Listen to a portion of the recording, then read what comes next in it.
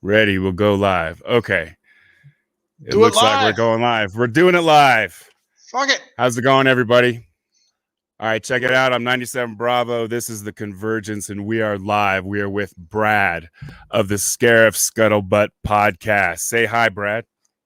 Hey guys, I want to thank everybody for coming to join us, and thank you for having me on. It's an honor to be on here. No, it's great. I love you guys. You guys are absolutely fantastic. I apologize. I have not yet caught an episode with your new young lady that's joined the crew.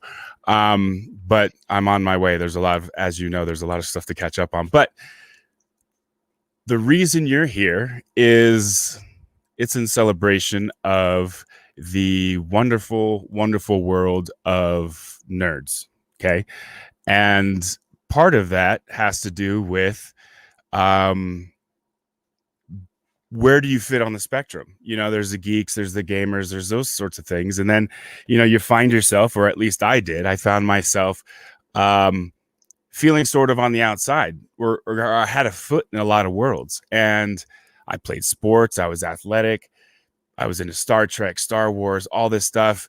I did musical instruments, I was in drama. There was all these different things that I did that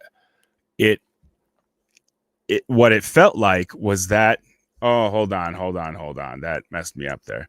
So YouTube was all messed up. I apologize.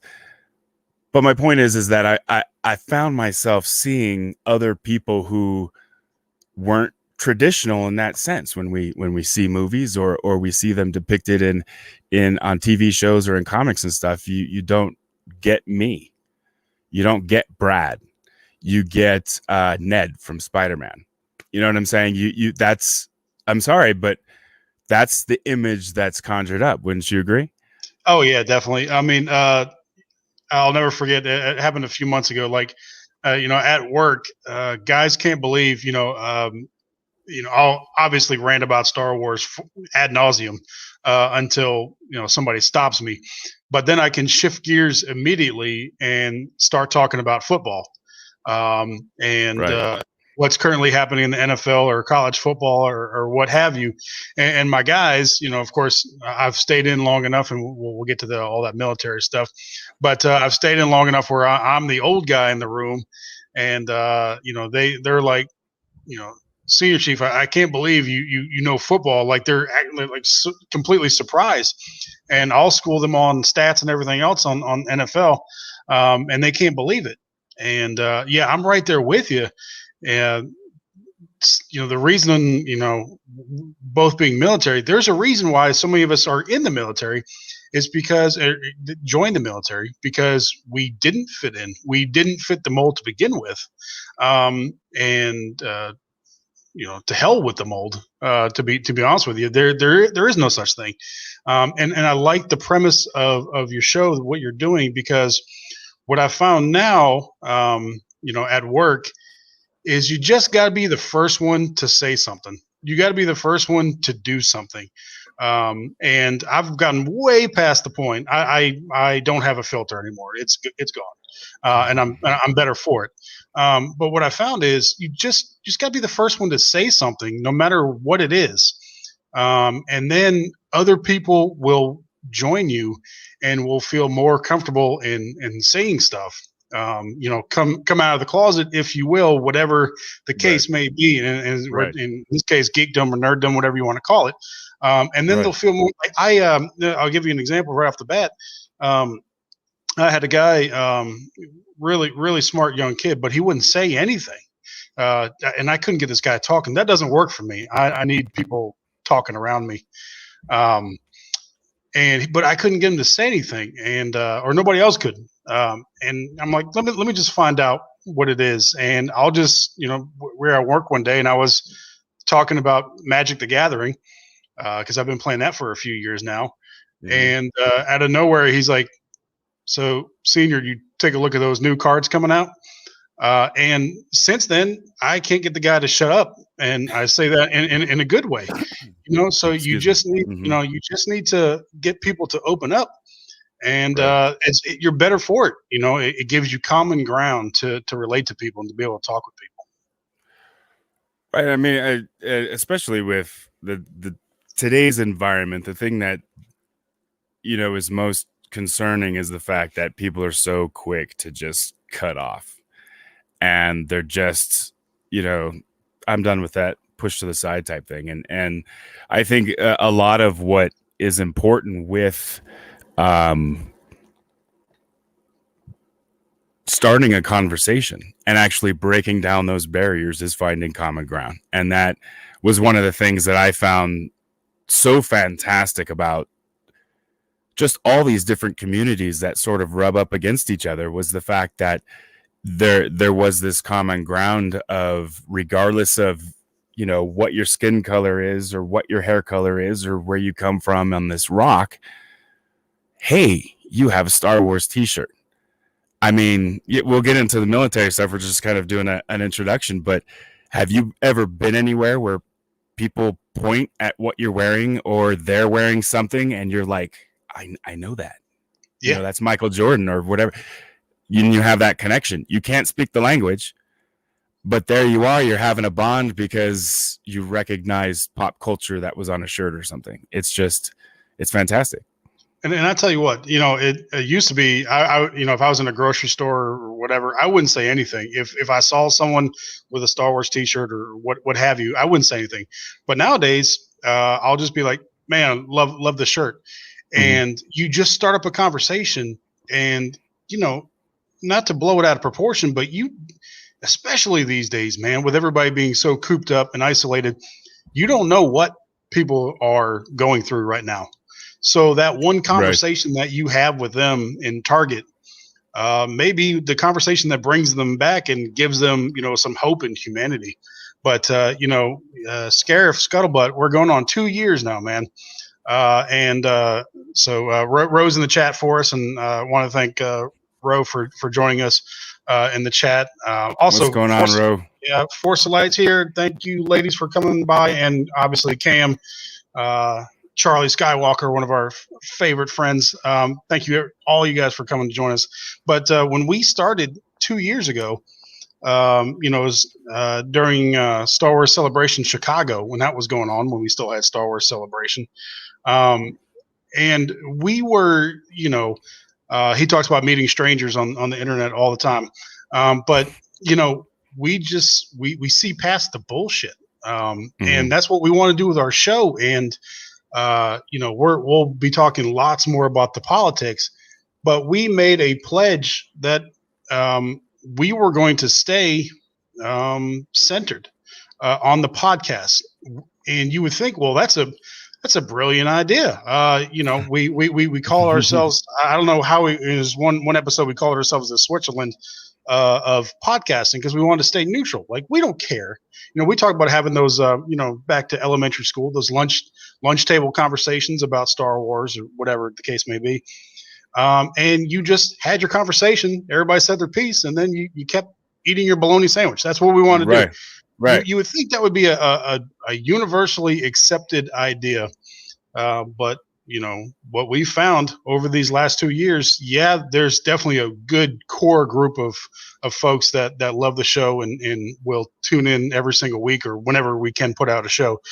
But instead, you get attacked from both the left and the right for not being enough this or enough that. He and I both have different political beliefs, but we keep that out of the show for the most part, because no one's tuning in for that shit. They're tuning in to hear about nerd stuff. But we found that, we went one way. So, we did not make it a secret that we didn't like The Last Jedi, and we still don't like The Last Jedi, and we'll talk about the sequels, I know. But because of that, everybody thought we were both ultra right-leaning individuals, because we didn't like The Last Jedi. It couldn't be you just didn't like a movie or the director. You had to have this political belief. So then we got a bunch of those fans from that end of the spectrum, and then they found out that we're not always that. We're not always right-leaning in whatever we're talking about. And so we lost some followers there, and we got some flack from that side. And then so we go back the other way, and because we were not enough left leaning, we didn't subscribe to or support enough ultra liberal ideas. Mm-hmm. We got flack from that side. So this, what we thought was a grand idea, ends up getting you attacked from both sides, and you're like, well, what the hell, man? You can't win for losing.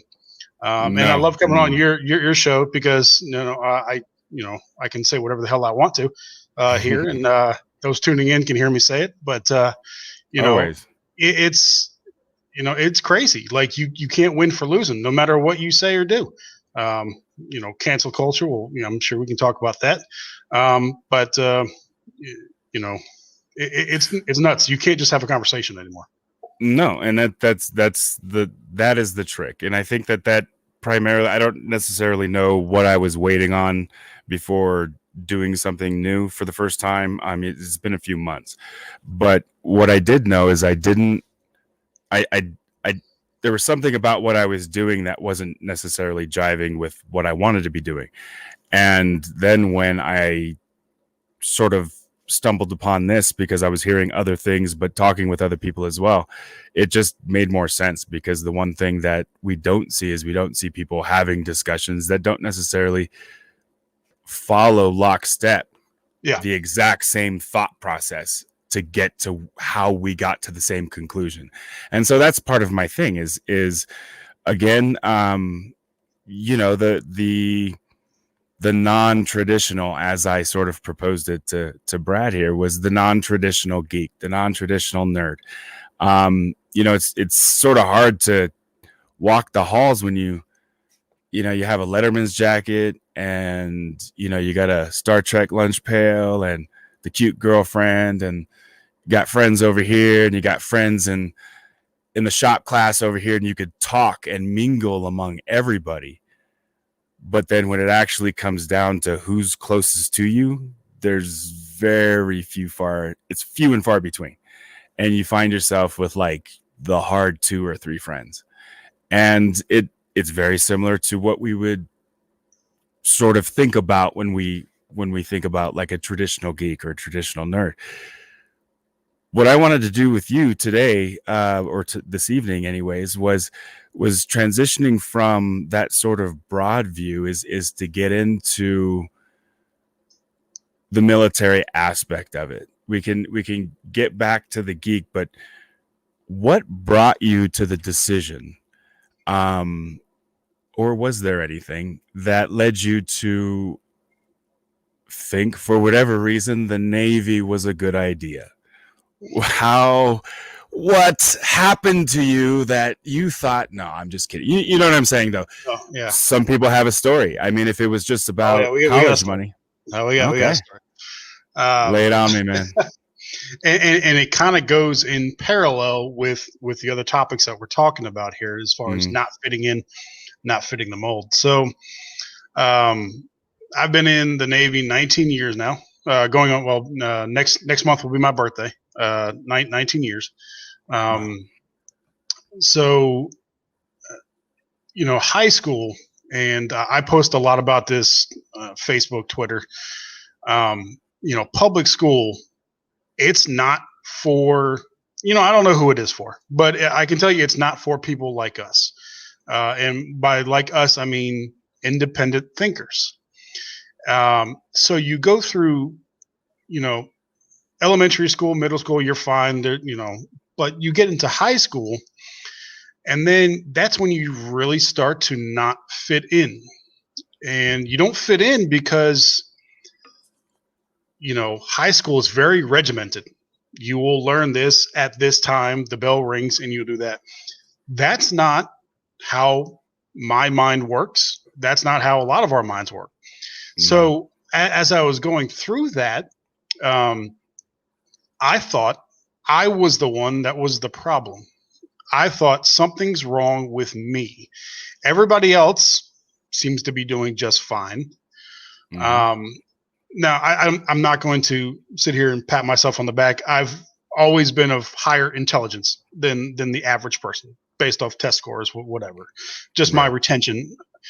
Mhm. But at the same time, I barely made it through my senior year of high school because I was so depressed at the time.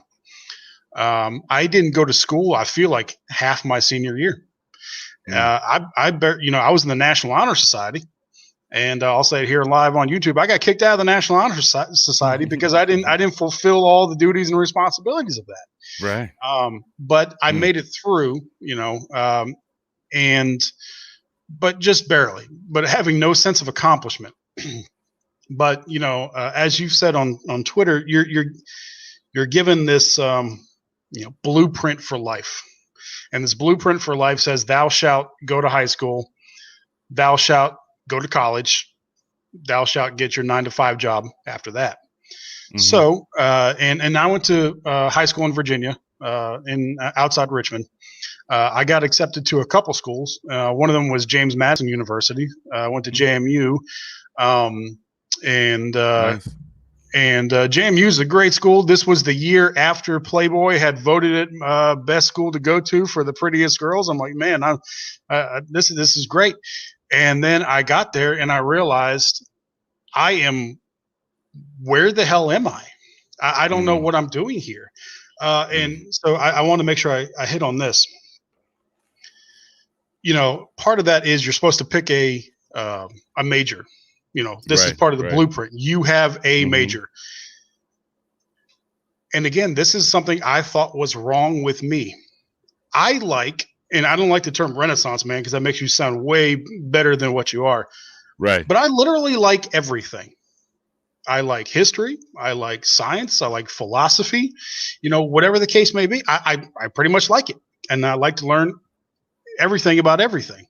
Right. But at the time, I thought that was a fault. I thought that was a personal fault. And I had a hard time locking down a major. And so that my freshman year, my grandmother died and my mom was in a pretty bad state. And, I dropped out. I dropped out of JMU. And, retrospectively, did I probably use that as an excuse? I think so. But I didn't fit in there. And so for the next couple years, I had some odds and ends jobs. I worked at a cell phone place selling cell phones. I worked at a restaurant. I worked at Toys R Us for one night. I worked a midnight shift. It didn't work for me back then. So I was, political science major then, pre-law then.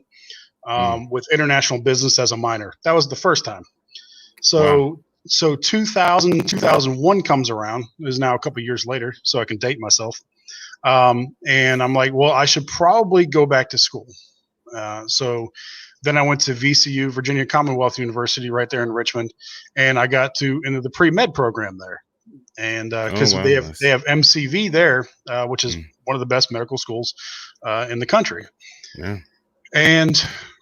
But once again, it wasn't for me. It didn't work for me. And I did not have I'll just say it, I didn't have the maturity or the patience to stick with it. So again, I dropped out. That was the second time I dropped out of college. So I went to JMU and VCU and dropped out twice.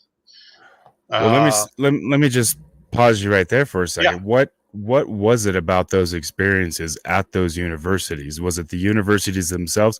What was it specifically that made you feel like you didn't fit in? What was that link to? Were there any specific instances that you can point to that, or was it just you explain? Yeah.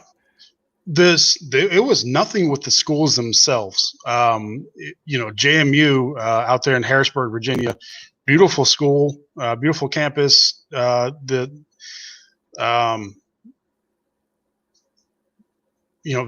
was, it's set right there in the city. So you got that city life, and downtown Virginia, at least downtown Richmond used to be beautiful. They've torn up some of the monuments, but anyway. It wasn't that. It was just that I felt like I was on an island. So for me, it was more of a mental state. I felt like I was on an island, and I wasn't. It was all of them, and I was here, by myself. So like it was in the classrooms, it was in the auditoriums. Yeah. That was when you were feeling it, not among the crowd, but more when the topics would be taught. You're in the class for a topic, and you want, I'm presuming, if you're my type of personality, which I think you are, you're wanting to get involved almost. Yep. And interact. And it almost becomes, in some cases with some classes, a one-way conversation between you and the professor. Am I 100%? Yeah. Okay. And I mean, some of these classes, especially at VCU, over 100 people in the class. Right. And there's that person reading their notes with the projector up there. We still use projectors, and that was it. There was no personal interaction. I didn't understand, but you're saying it very succinctly, where it sounds common sense. I didn't understand my learning style because in public school, they don't let you explore your own learning style. I learned by talking through things, as you said, with more hands-on. That not just being read to the whole time. That doesn't do it for me. So it didn't work out for me again. And I think I lasted a semester or two and dropped out again. So then. How old were you at this point? So at this point, I was around 20, 21 years old. Okay. And if you obviously look at the timeline, that brings us to 9/11. And, when 9/11 happened, that was my first day on the job at a car rental place. Literally, I checked in that morning, first day, and I was washing cars. And they're like, hey, you need to check out the TV. Some idiot crashed into the World Trade Center. And I'm like, well, that's crazy. So I put the sponges down and I went and watched, and then we all tuned in live to see the second plane hit. Right. And just world crushing, just like everybody else. But movies, when you have that event, Joseph Campbell's the hero's journey, they have that one event and that changes them. I wasn't fully. It shattered my reality, but not fully where it was enough to take action. It was actually something much smaller than that, but much more profound to me. A couple months later, it was December of that year, and I was at the mall. I have a younger sister, and I was with she's 11 years younger than me. I was at the mall with her, and I ran into an old high school classmate, and I had known her since first grade. Just wonderful person. And she's like, hey, what are you doing? I'm like, just hanging out. She's like, well, where are you working these days? And I said, well, I'm working at a car rental place. And I can never forget the look, like, car rental place. Weren't you voted, her words, weren't you voted most likely to be president back in high school? And that just, her words, and because she is so honest, and I had known her so many years before that, didn't mean any harm by it. Right. But and I don't think she even realizes. I haven't had much of a chance to talk to her since then. I don't think she realized it, but that just pierced right through me, like straight through my heart. Like, and that was, to me, in my mind, more powerful than what had happened a couple months prior. And then it really makes you reflect. And I realized that, I'm not the most religious person. I'm not going to say that I am, but God or whoever, whatever you want to call it, gave me, a talent set to work with, right. And I wasn't doing anything with it. I was doing absolutely nothing with it. Excuse me. And it was then where I was like, I don't know what it is I have to do, but I have to do something.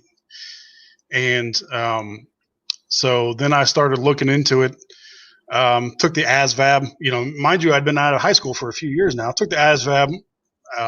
was the easiest test I ever took.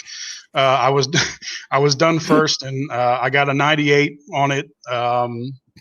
One from perfect, so I didn't get it perfect, but I thought I did it wrong because I was the first one done in the room. I'm like, did I miss a section? But anyway, so I went to the different recruiters. Exactly how you feel. Yeah. So I went to the different recruiters. The Army just didn't do it for me. The Air Force, they were a bunch of pricks. What about when you went to the Army? What did you have a job in mind, or did you just go? No, I like I said, I didn't. I just went to the recruiter's office, and just like many other people did around that time. Did you already have the ASVAB done when you went? Yeah. Okay. And so you had a little bit of pull. Yep. Well, you would think so. Well, the Army, they were strangely honest. They're like, there's not a job suitable for you right now with the Army. Go check the other offices. I'm like, all right. So I went over to the Air Force. Like I said, they were a bunch of pricks. They were like, well, we see 98s all the time. And we can't guarantee you a job until you've been here, been in for 2 years. So, well, screw that. I'd like to know what my job is. So then I worked out with the Marines for a while, and no, man, like I love my Marine brothers and sisters to death, but mofos are crazy. They're so I mean, I try to do all the workouts, and I've never been the most physically fit or the most physically active person. That's just not my, how I'm built. Right. And like I tried, and these were great guys. I'm like, and I tried to hang with it for a little while, but I'm like, dude, I can't do it. Right. So I went and ended up being the Navy. I think the Navy was the last one I went to. My recruiter was a dental tech back when we still had dental techs. They're just corpsmen now. And he gave me everything, and actually, fun story. He got my ASVAB mixed up with somebody else. He gave me a call on the phone. He's like, "Oh yeah, you did pretty well. There's some good jobs for you. You can either be like a culinary specialist or something. I'm like, what? He's like, well, yeah, water treatment. You got a 52, which is pretty good. I'm like, I got a what? He's like, out well, there with Pauly Shore and shit. You're just trying to treat that water out in the desert. Yep. And I'm like, no, my name is Brad Tracy. He's like, oh no, you got a 98. Oh no, we got to talk about being a nuke. And so we went into it, and I wanted to go into crypto. I really, wanted to go in cryptology because I thought that just sounded fun of all the jobs I could pick from. Oh, yeah. And while I qualified for it, this is now at the beginning of 2002. I'm not sure if he was lying to me in retrospect or not, but he said crypto wouldn't be available till December, and that wasn't going to work for me. Like, I don't know. I know there's only so many jobs of each rate, but to me, in retrospect, I think that was a bunch of bull. Yeah, because the Navy's on billets, isn't it? Yep. So he's like, well, let's talk about being a nuke. So a nuke being, for those in the chat and might not be familiar, submarines and aircraft carriers are run on nuclear reactors, which I'll say positive things about nuclear power all the time on Twitter and Facebook because I've seen how powerful it is and I've seen how efficient it is. But they need enlisted men and women to run those nuclear reactors. So I'm like, sure, that sounds fun. Well, he's like, well, do you like math? I'm like, whatever. He's like, well, do you love science? I'm like, sure. He's like, well, you want a signing bonus? I'm like, well, hell yeah, sign me up. So that's how he convinced me to be a nuke. And I volunteered for submarines, and the rest is kind of history at this point.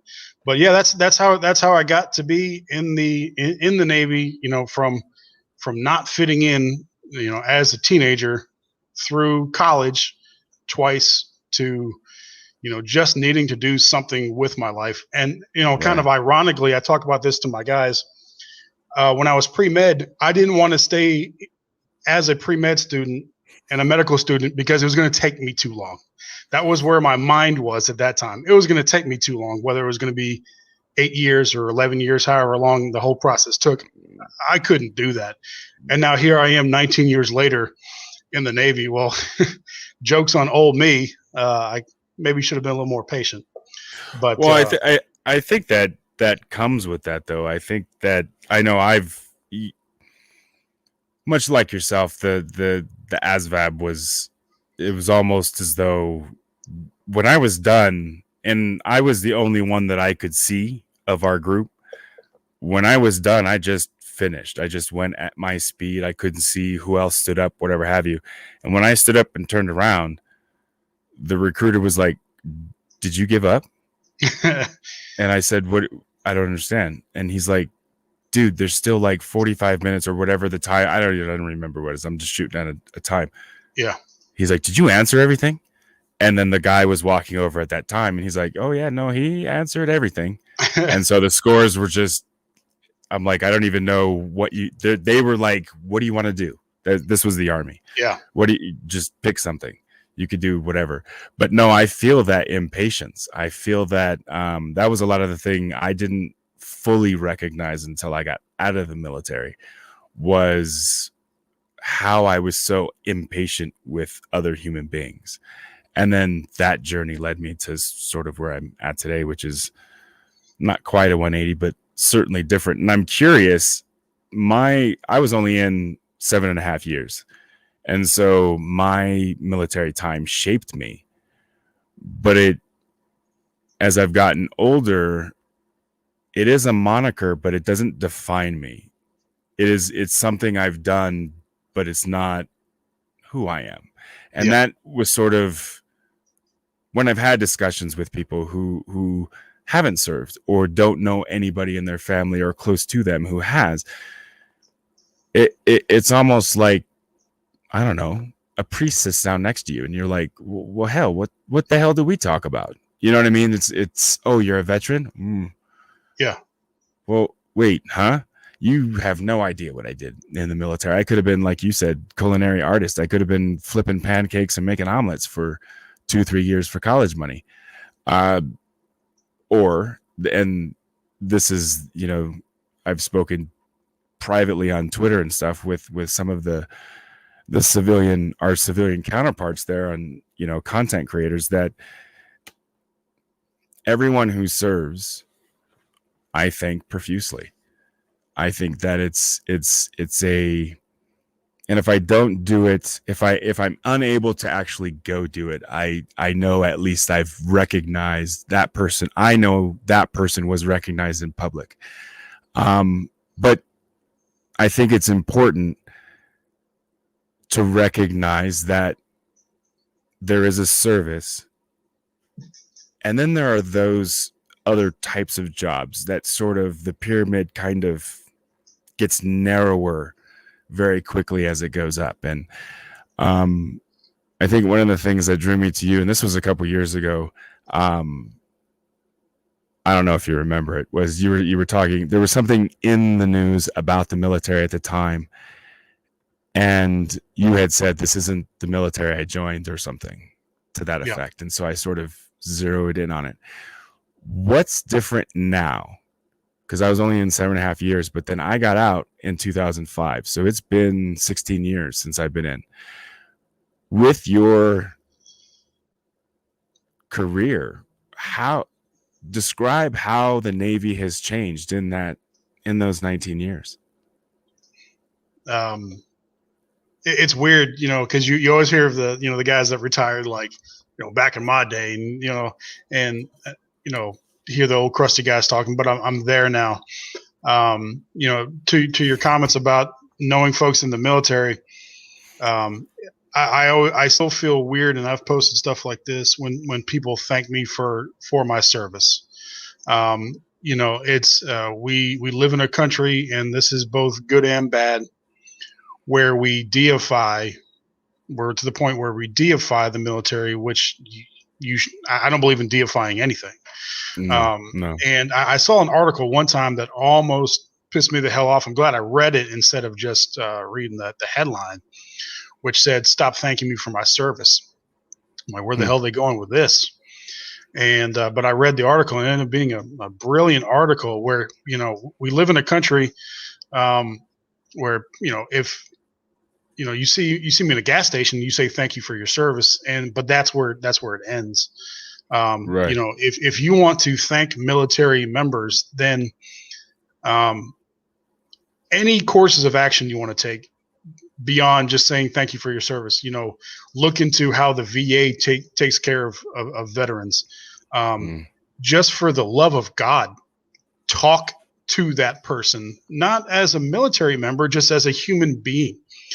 I didn't join the Navy. No one enlists because they want to be a hero. They enlist for any number of reasons, like you said at the top of the show, whether it be from a sense of duty to I need money just to pay for my kids or for my sick mom or whatever college the case may be. Right. Yeah, whatever the case may be. But I will say though, let me just pause for. As well as I do, those that come in acting like that shit.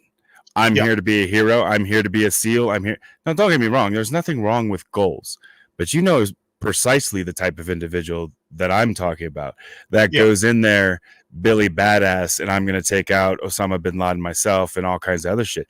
Those people are fucking dangerous. Well, yeah, I would agree with you that the far vast majority of people are just like, look, man, I'm just trying to do this. Yeah. And that's all I'm trying to do. And they need as I call it, calibration. Most of them are weeded out. And I think that needs to be pointed out. Yeah, you hope they do get weeded out before they get into any kind of position of power. Like they say, like a racist without any power is just a racist. It's the same thing as these power hungry guys is, if you're just at the lower levels, it doesn't matter, but you get to that place of power, then you're putting lots of lives at risk at that point. I have a good way of fixing that kind of person before they get to that point. But to your question is,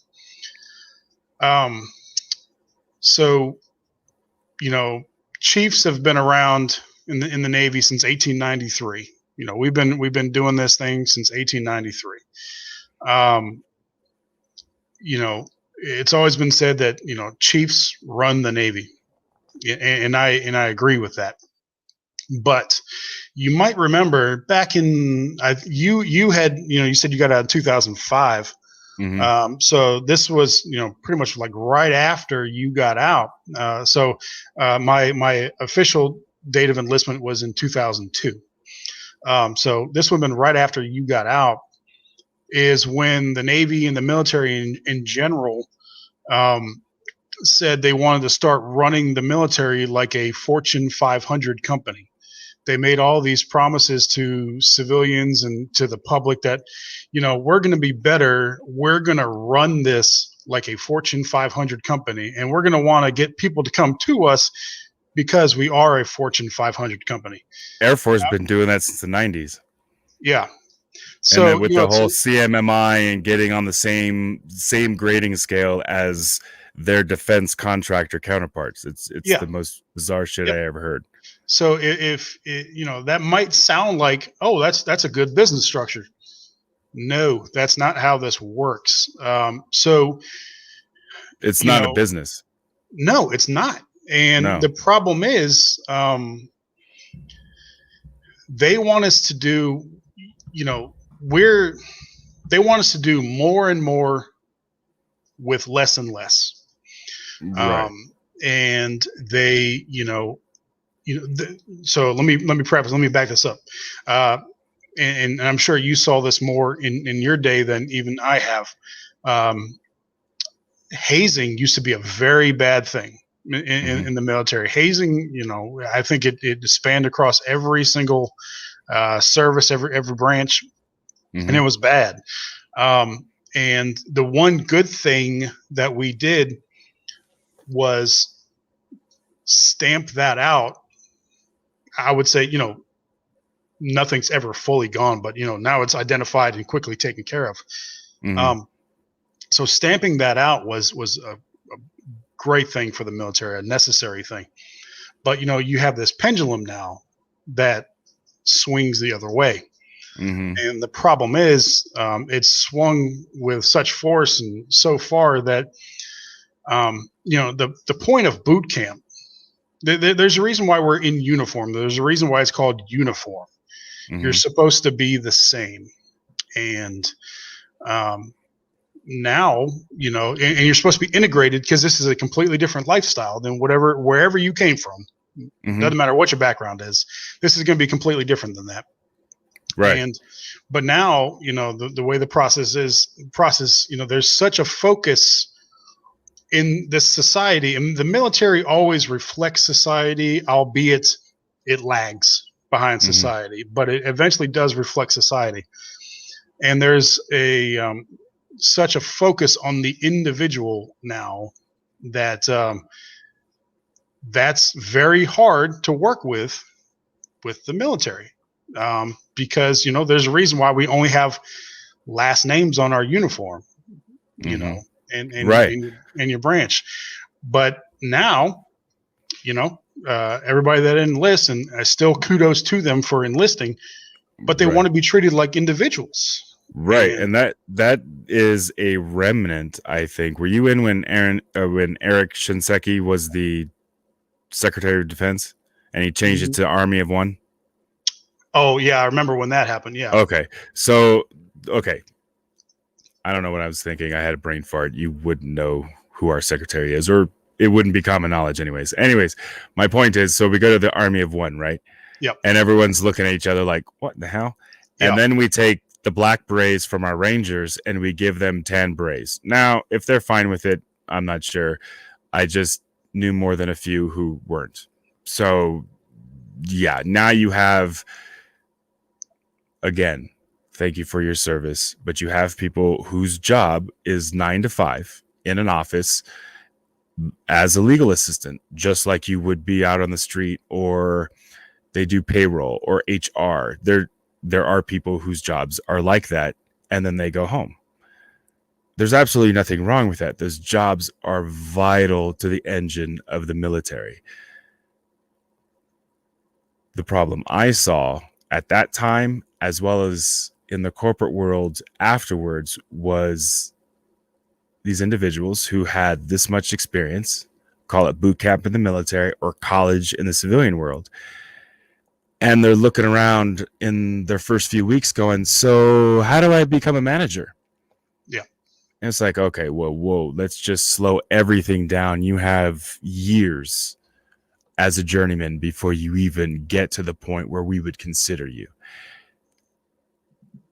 With that sort of model, where do you think we went wrong in the civilian world? I mean, if we applied that, let me back up a little bit. Do you think, you spoke on this a little bit, but do you think our school systems are failing our kids?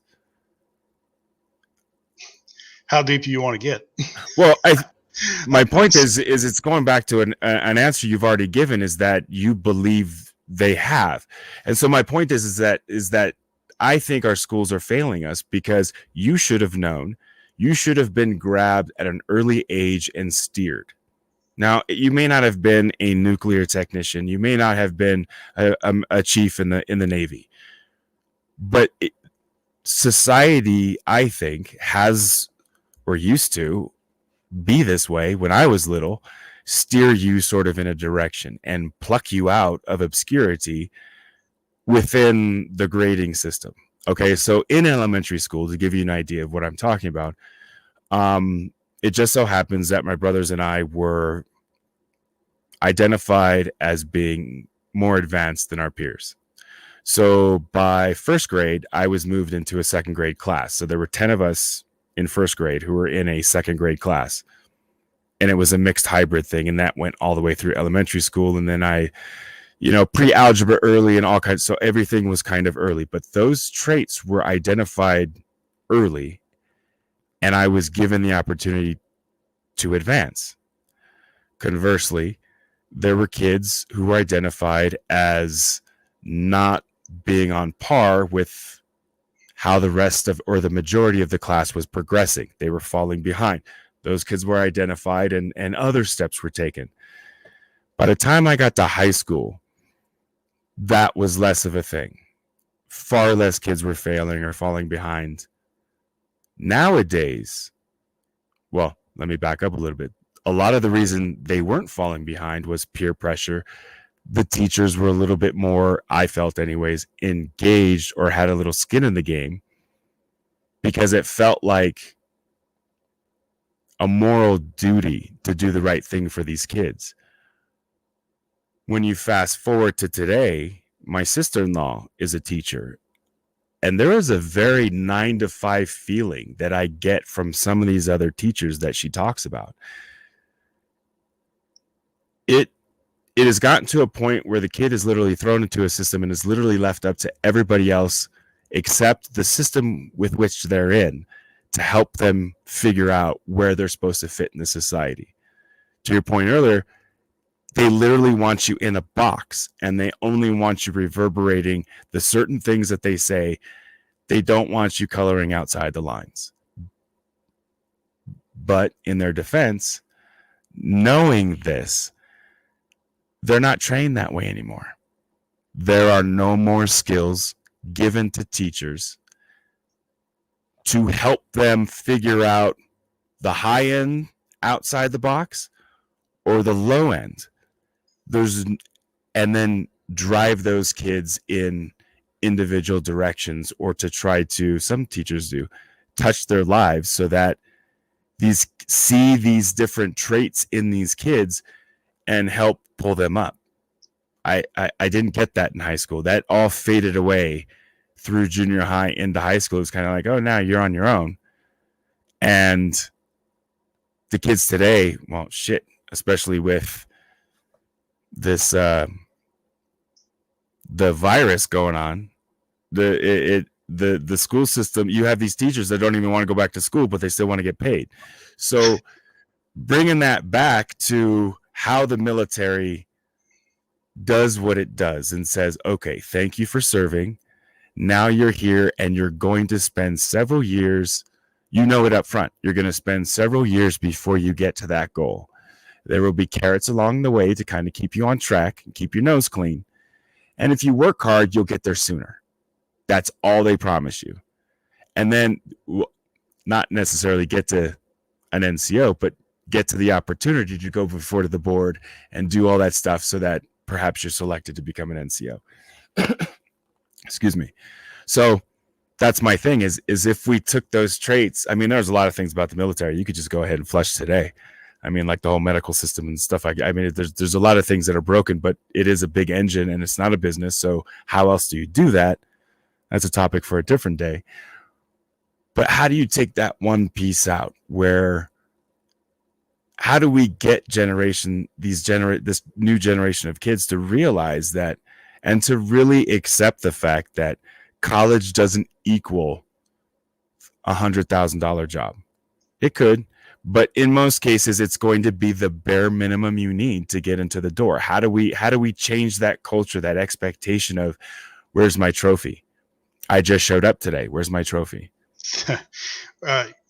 You don't know the truth to which, to what you just said. And I don't, so I want to talk about a couple points there. One, the education system. Two, the folks, and I call them kids because I'm old enough to call them kids now. The kids joining the military. It's just the way it is. As far as the education system goes, I never fault, just like with any profession, you have your bell curve of, are they good? Are they brilliant? Are they completely shitty? So yes, you do have completely shitty teachers out there, but by and large, most of them want to do the right thing. I would agree. It's not their fault. So. Just like with military leaders, they have to work with whatever they're given, and they're given less and less as well. So when you talk about, are we steered in a direction? Yes, I firmly believe, and this is now, seeing everything in retrospect, being able to connect the dots after the fact. We are steered in a direction. there's a reason why it's designed this way. And that is for people like me, like us, to fail, so that our most viable option is the military. There is a reason why recruiting offices, you can find them in some of the roughest parts of a downtown area, because they will find the kids that want to get out of that environment. They've been put in that place by the way our socioeconomic system is designed. They were put that way, they were put in that state. And then we put these recruiting offices right there. The public education system, they so misdiagnosed me as far as my skills. They thought I was challenged. Now, luckily, my kids, like you were saying, they've been identified. They call it the Gifted and Talented program now, the GATE program. That was what I was in. Yeah. Yep. And I was left-handed. I am left-handed. They tried to beat the left-handed out of me. When I say, I don't mean physically beat, but they tried to reprogram the left-handed out of me, because they saw it as a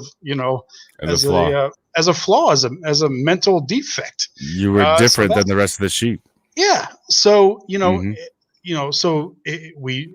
are steered in a direction, and the majority are steered in this one direction where, hey, we need this military in this country to keep it going. So again, we don't have enough time to talk about it now, whether that's by design or whatever. It works that way. Right. So yeah, I believe we firmly are pushing a certain direction. Now, as far as the kids joining the military these days,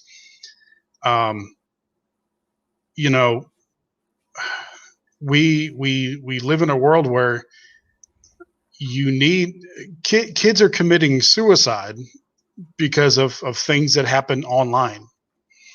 Right.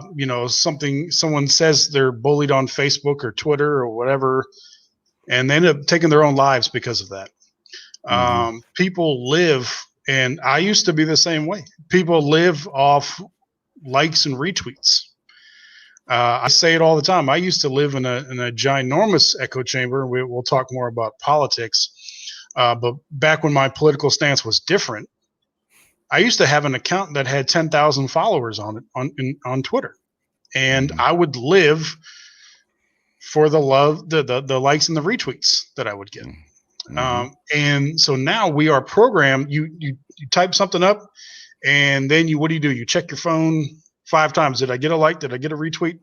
And that's where we are. And so they join the military through no fault of their own with that same mindset. Right. We have a pretty decent, I don't have the exact number, but pretty decent attrition rate right now, because they are just not mentally fit for the military lifestyle. They want that instant gratification. It takes, luckily with the program I was in, I came in as an E3 and then quickly got promoted to E4. That's just the way the nuclear program works. But you come in as an E1 or an E2, not only do you not get paid anything, your paycheck is pretty much nil once you do all your bills every month. But it takes forever to get to a decent level, where you're you're living a decent life. It takes a long time. Right. And it's the way society is. It gets harder and harder to get through to the younger crowd. Now, there is an art to it. And unfortunately, most leaders, or many leaders, I don't want to say most, but they just don't want to take the time to do that. They say, I did it this way, so you're going to do it this way. Guess what? That doesn't fucking work. That doesn't work. You can't do that. And those ones that do that, they lose sailors, airmen, Marines, whatever branch, they lose their folks. And they're like, well, that's just, he couldn't hack it. She couldn't hack it. That's bullshit. You have to, and this, I love it, your original topic, you have to find common ground. I have less and less and less common ground. But there is not a single human being on this planet that you don't have some common ground with. Right. You just have to find it. Mm-hmm. Doesn't matter how far off the political spectrum they are, the religious spectrum they are, whatever the case may be, whatever their preferences are, you have common ground with that person. Food and water. You just need to take the time to do it. Right. And that 19 years is a long time. Long time. I feel like it's aged me at least double that since I've been in. I feel like it's aged me at least 40 years probably since I joined. That's the way I feel. I'm not the same person. I told you the reasons I joined, and obviously we learned a lot of stuff in the meantime about what happened around that time. Mm-hmm. So I joined for a certain reason, but now I stay in for a different reason. Mm-hmm. And the reason I stay in is every single person that joins the military nowadays volunteered to be there. Mm-hmm. Doesn't matter why they joined. Again, college money, pay the bills, sense of duty, whatever. Mm-hmm. Just want to escape their old life, their old neighborhood. They all volunteered to be there. Somebody has to take care of them. So I don't have the same, I don't know how to say it. My ideals are different now than when I joined. So I don't even focus on that. I focus on the people that, that work for me, that work with me, and taking care of them.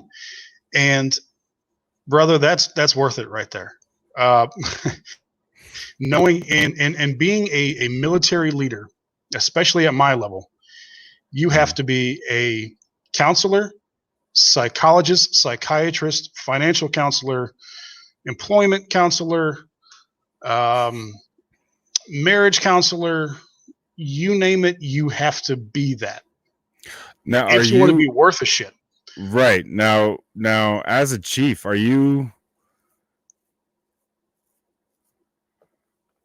where do you fall as far as the leadership? Why don't you get into that a little bit as far as where are you in the grand scheme of things? Yeah. So for anybody tuning in that's not familiar with the structure of the enlisted community, it goes E1 to E9. And then you mentioned the term NCO. For anybody not familiar, that's a non-commissioned officer. That starts at the E4, E5 level, for the Navy. That's when you become a petty officer. But once you hit E7 in the Navy is when you become a chief. And so I am currently a senior chief, which is an E8.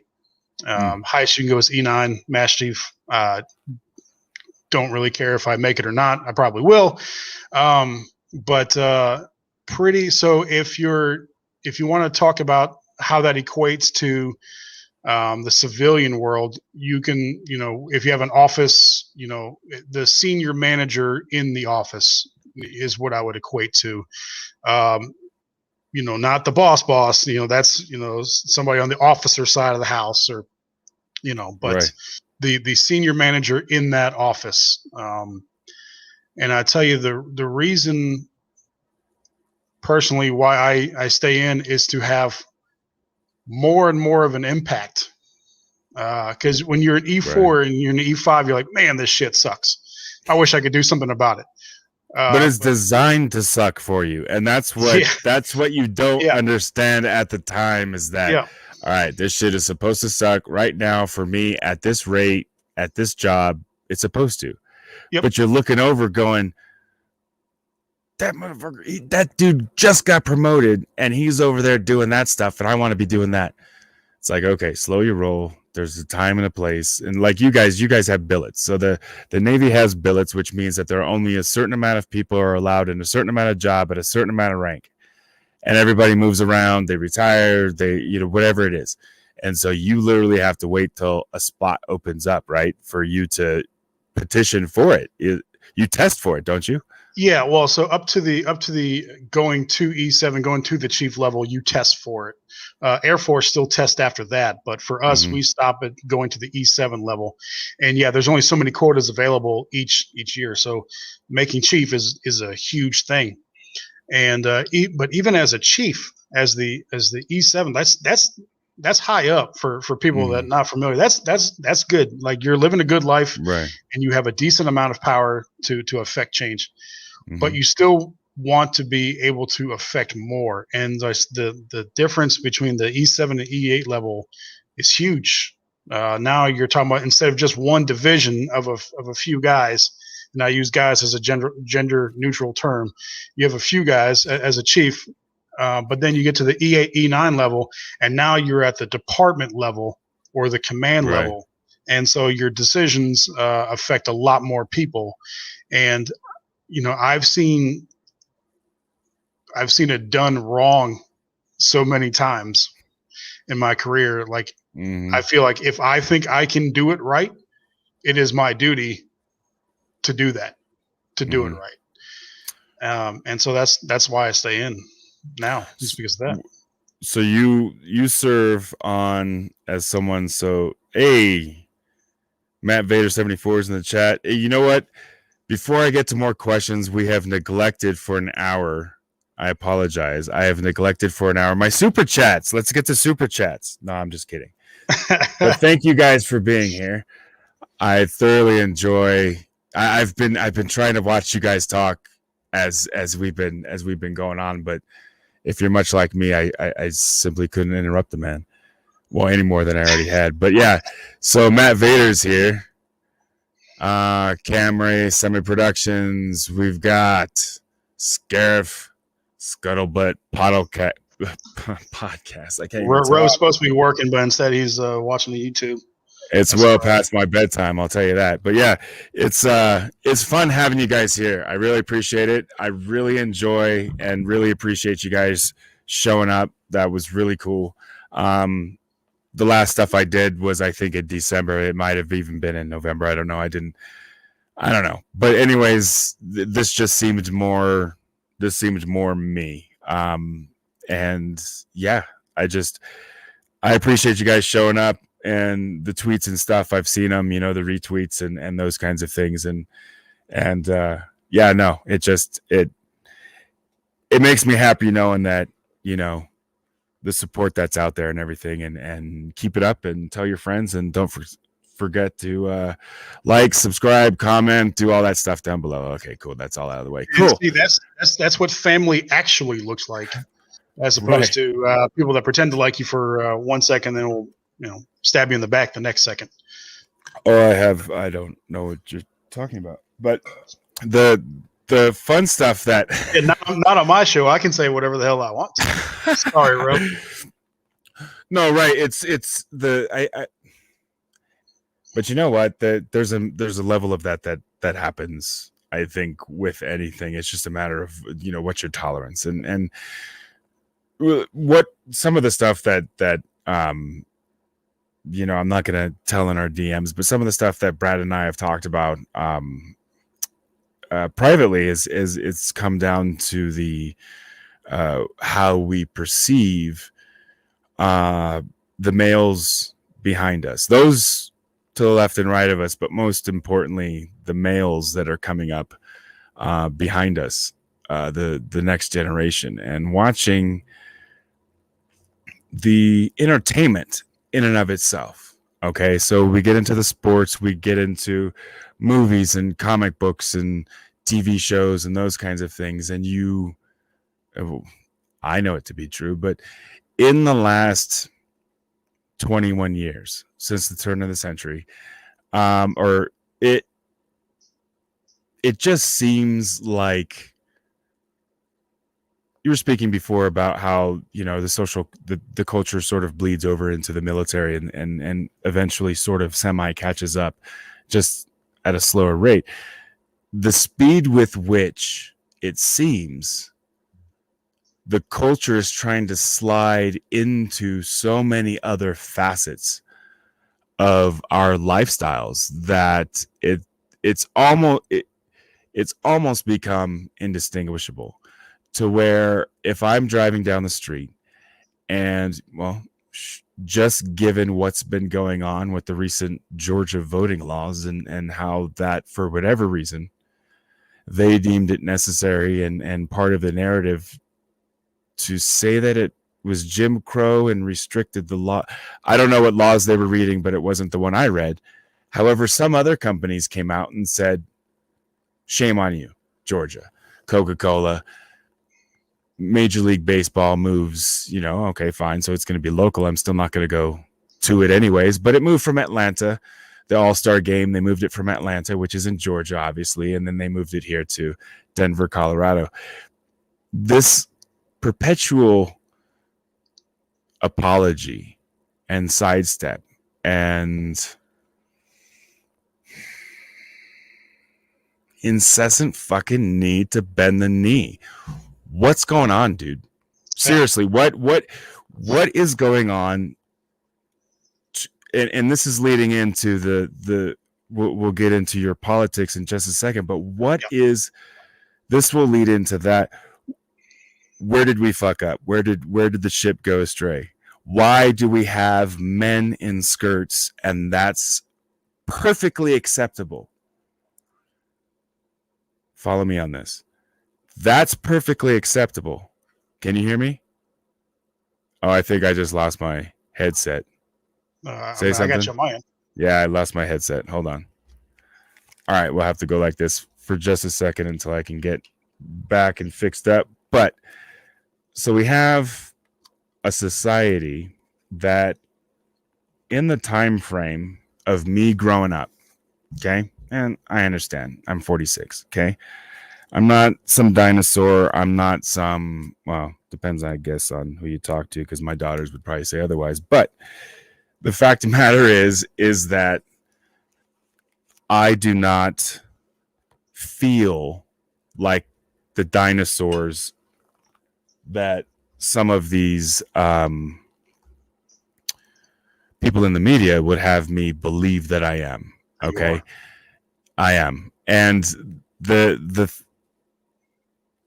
I'm having a hard time hearing, so I'm a little bit distracted. But I think my crux is the fact that we have these feminine traits that, for some reason, society and a portion of society, the very, very loud fringe, are pushing these feminine traits onto our boys, who then become young men.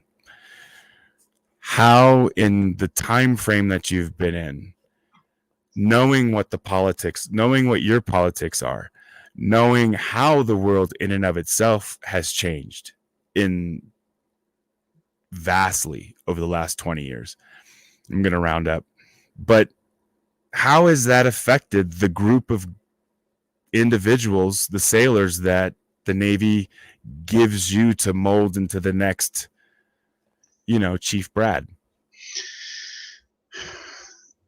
So first of all, can you hear me? Make sure you can. I can. I'm going to adjust my volume, but yeah. All right. So I think you asked in there, like, how did we get here? Right. And one of the things that we were talking about as we were brainstorming this show is escapism or lack thereof, and we'll talk about that throughout. But to your earliest point there, we used to go to movies or to sporting events or what have you to escape, to get away from real world bullshit. Right. But now it was all I could do to watch the Super Bowl. I've watched the Super Bowl since I was a kid. And the amount of propaganda that was just injected into that from before it even started. Mm-hmm. And then you looked at all the commercials. You even if you didn't like the Super Bowl, you would tune in for the commercials. Right. And that's how you get a lot of the ladies to watch is for the commercials. Right. But they all sucked ass because they're 90% plus political, whichever end of the spectrum you're talking about. They were 90%. Well, they were mostly one way, but they were all political. And so like this is bullshit. Now, this is the part I love. We'll put it in terms of Star Wars. I love the ignorant argument that Star Wars, and you can type this, with uppercase and lowercase letters, Star Wars has always been political. You old dinosaur, fuck you. Right. It's always been political. George Lucas was political. So now that I have this soapbox that I can be on, let's break it down here. There is a distinct difference between describing politics and how things work than there is to pushing an agenda. Right. So if George Lucas, using, if it's not okay. And this is the thing that makes my head explode. Is precisely this point. I'm not talking a political narrative. I'm using the human experience in politics or a similar version thereof, to bring you along on this fantastical story I'm telling, so that there's a grounding to it, so that you can point back and you hear some 70s lingo, or there's his shirt's a little low and open. There's a grounding and a connection that creators are doing to bring their audience in. It's not like, to your point, this preaching that's going on. No. So my love for the prequel trilogy has gone up significantly over the years. Are they the best movies? No, they are not the best movies, from a theatrical, whatever you want to call it. Right. But George Lucas brilliantly described how you divide the masses, and in doing so, make it implode. And that's how you bring about fascism. Mm-hmm. That's how you use a science fiction or fantasy movie to describe real life things, and vice versa, like you're saying. People miss that. People love to put the Padme quote on there with thunderous applause, but they have no idea what the hell that means. No, right? He is telling you how your rights are chipped away all the time, and guess what? You beg for it. Mm-hmm. You beg for. I don't know if we can talk about the last year. Of course, we're going to talk about the last year. Oh, yeah, people have been begging for their rights to be taken away. Why? Mm-hmm. Why did Palpatine do it? The safety and security of the Empire. He literally describes how it works. It's in your face how it works. Mm-hmm. Oh, but people, well, that's a galaxy far, far away. That would never happen here. You assholes. He has studied Nazi Germany. He studied ancient Rome. Mm-hmm. When he became emperor, you don't give up those powers. You become Caesar or Kaiser, and you stay there. That he's giving it to you. Right. That's showing. That's describing how the political process works, how power works. That's that. Mm-hmm. What we have now is pushing an agenda. They want it, the executives, the high ups of these companies, either they feel this way or they feel like they have to feel this way. And so they inject that narrative into whether it be a Star Wars movie, a book, a comic, a video game, a Super Bowl commercial. They inject it there, and then they say, either you believe this or you're the bad guy. Mm-hmm. So now you said this was going to lead into my political beliefs. So I'm going to go ahead and just, if you don't mind, go ahead and make a jump here. You're quite obviously a Nazi. Obviously, because right. I said Nazi, which makes me a Nazi. Of course. So, and we can dive back more into, my let me set it up this way. This thing here that okay. I think the fallacy of I think what we've ultimately and this goes into talking about multiple subjects at length for an extended period of time, but I think we all come down to the fact that this political system, we're recognizing that the political system that we have currently is it's in a medical state. It's in a medical emergency. There are things that over a course of a very long period of time, the arteries have gotten clogged and the shit's not working the way it's supposed to. And it's getting ready to have something very tragic happen to it, whatever that may be. With the traditional two-party system, okay, that the United States finds itself in without sort of ass backwards, but not really.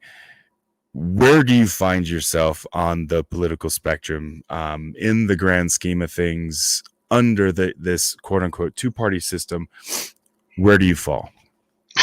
Nowhere. So no, I mean, I don't want to give a BS answer to that, but I know why you answered that way. This is the problem to say that again. All of our conversations are going together here to say that there's this one line and you have to pick. Now, this was my mentality for many, many, many years. You have this line, you have to pick this point on the line, and everybody else on that line is obviously, because you're smart, so everybody else on the line must be wrong. On the other end of the line. They must be wrong. But that's a bullshit approach to say, because there are so many issues, whether it's societal issues, whether it's financial issues, whatever the case may be, criminal justice. There are so many things. Why would you pigeonhole yourself to one belief? Like people, this is how people do it, man. They take an online quiz, a 5-minute online quiz. You are 97% Democrat.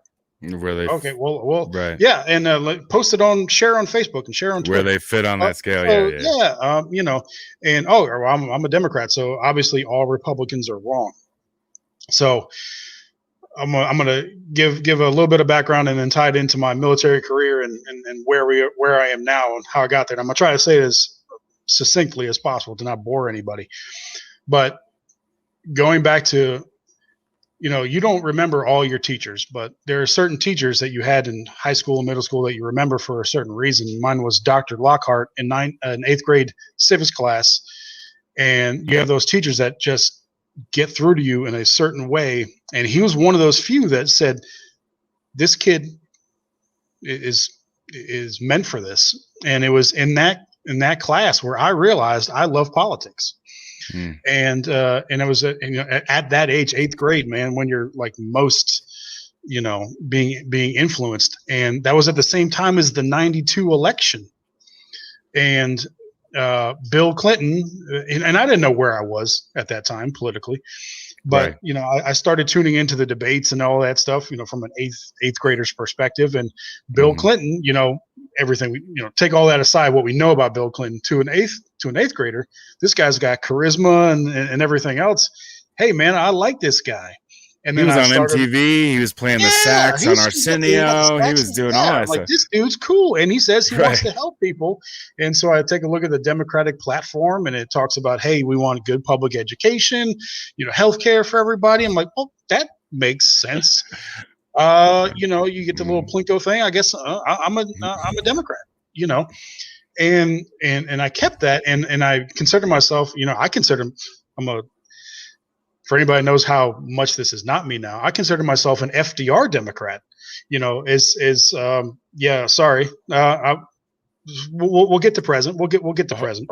Hold on. So when you die, I'm gonna keep talking while you die. Because I saw he was a guy that did whatever he had to do to help the common man, right? Because that's what they teach you in public school. And so for 20 plus years, I considered myself a liberal. I was a liberal Democrat. Now put that into the military, and so where we are now is not where we used to be, even just a few years ago. Once you get to senior leadership in the military, at least a couple of years ago, it was all very right leaning.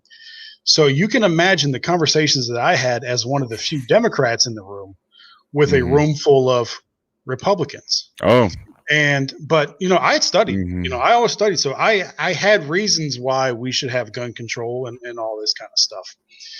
And, and so now we're at 2016 with this election, which was the biggest bullshit election that you could ever imagine.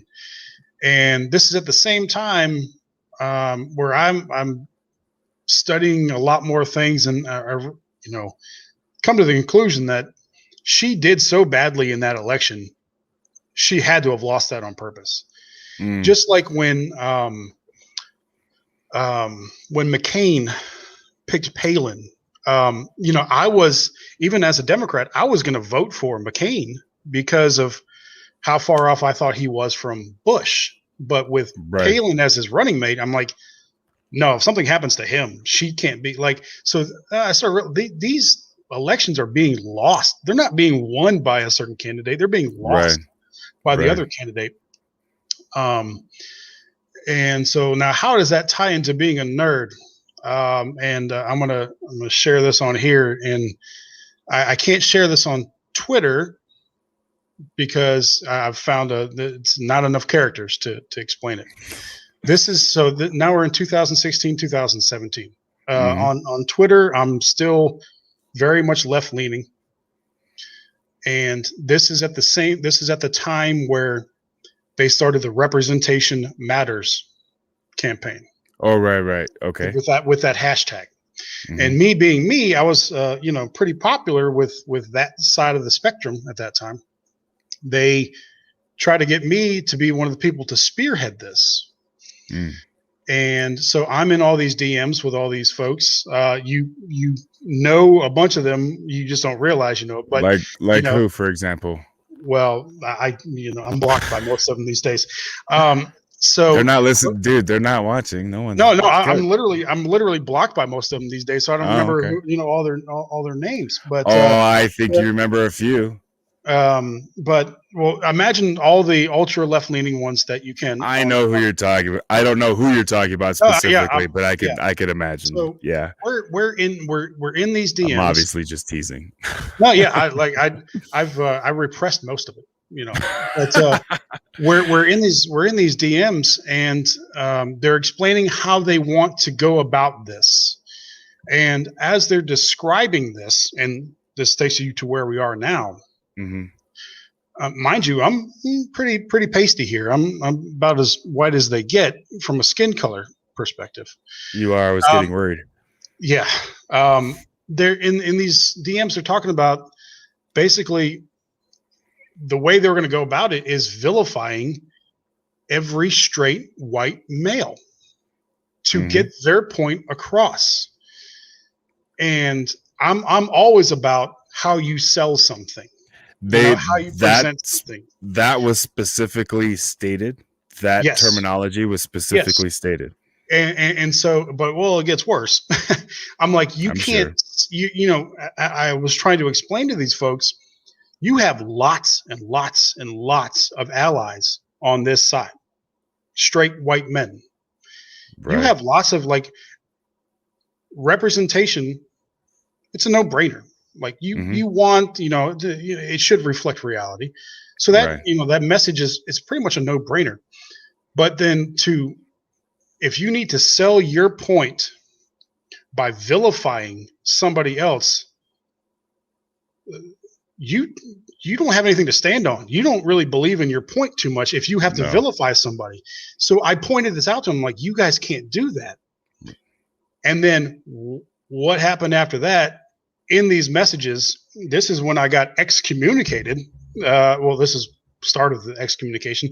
I got excommunicated because why the hell am I talking? Now let's, only white people can be racist, but Right. why am I talking? Because I'm the white guy. I'm the straight white guy. I'll never understand. I'm like, are you, and again, you have to put yourself in my shoes at this time. I am a liberal Democrat at this time. I am one of them at this time. And they're saying this to me. Mm-hmm. I'm like, is this for real? And I'm like, I get to the point where, like, I can't be part of this. Like, this is nuts.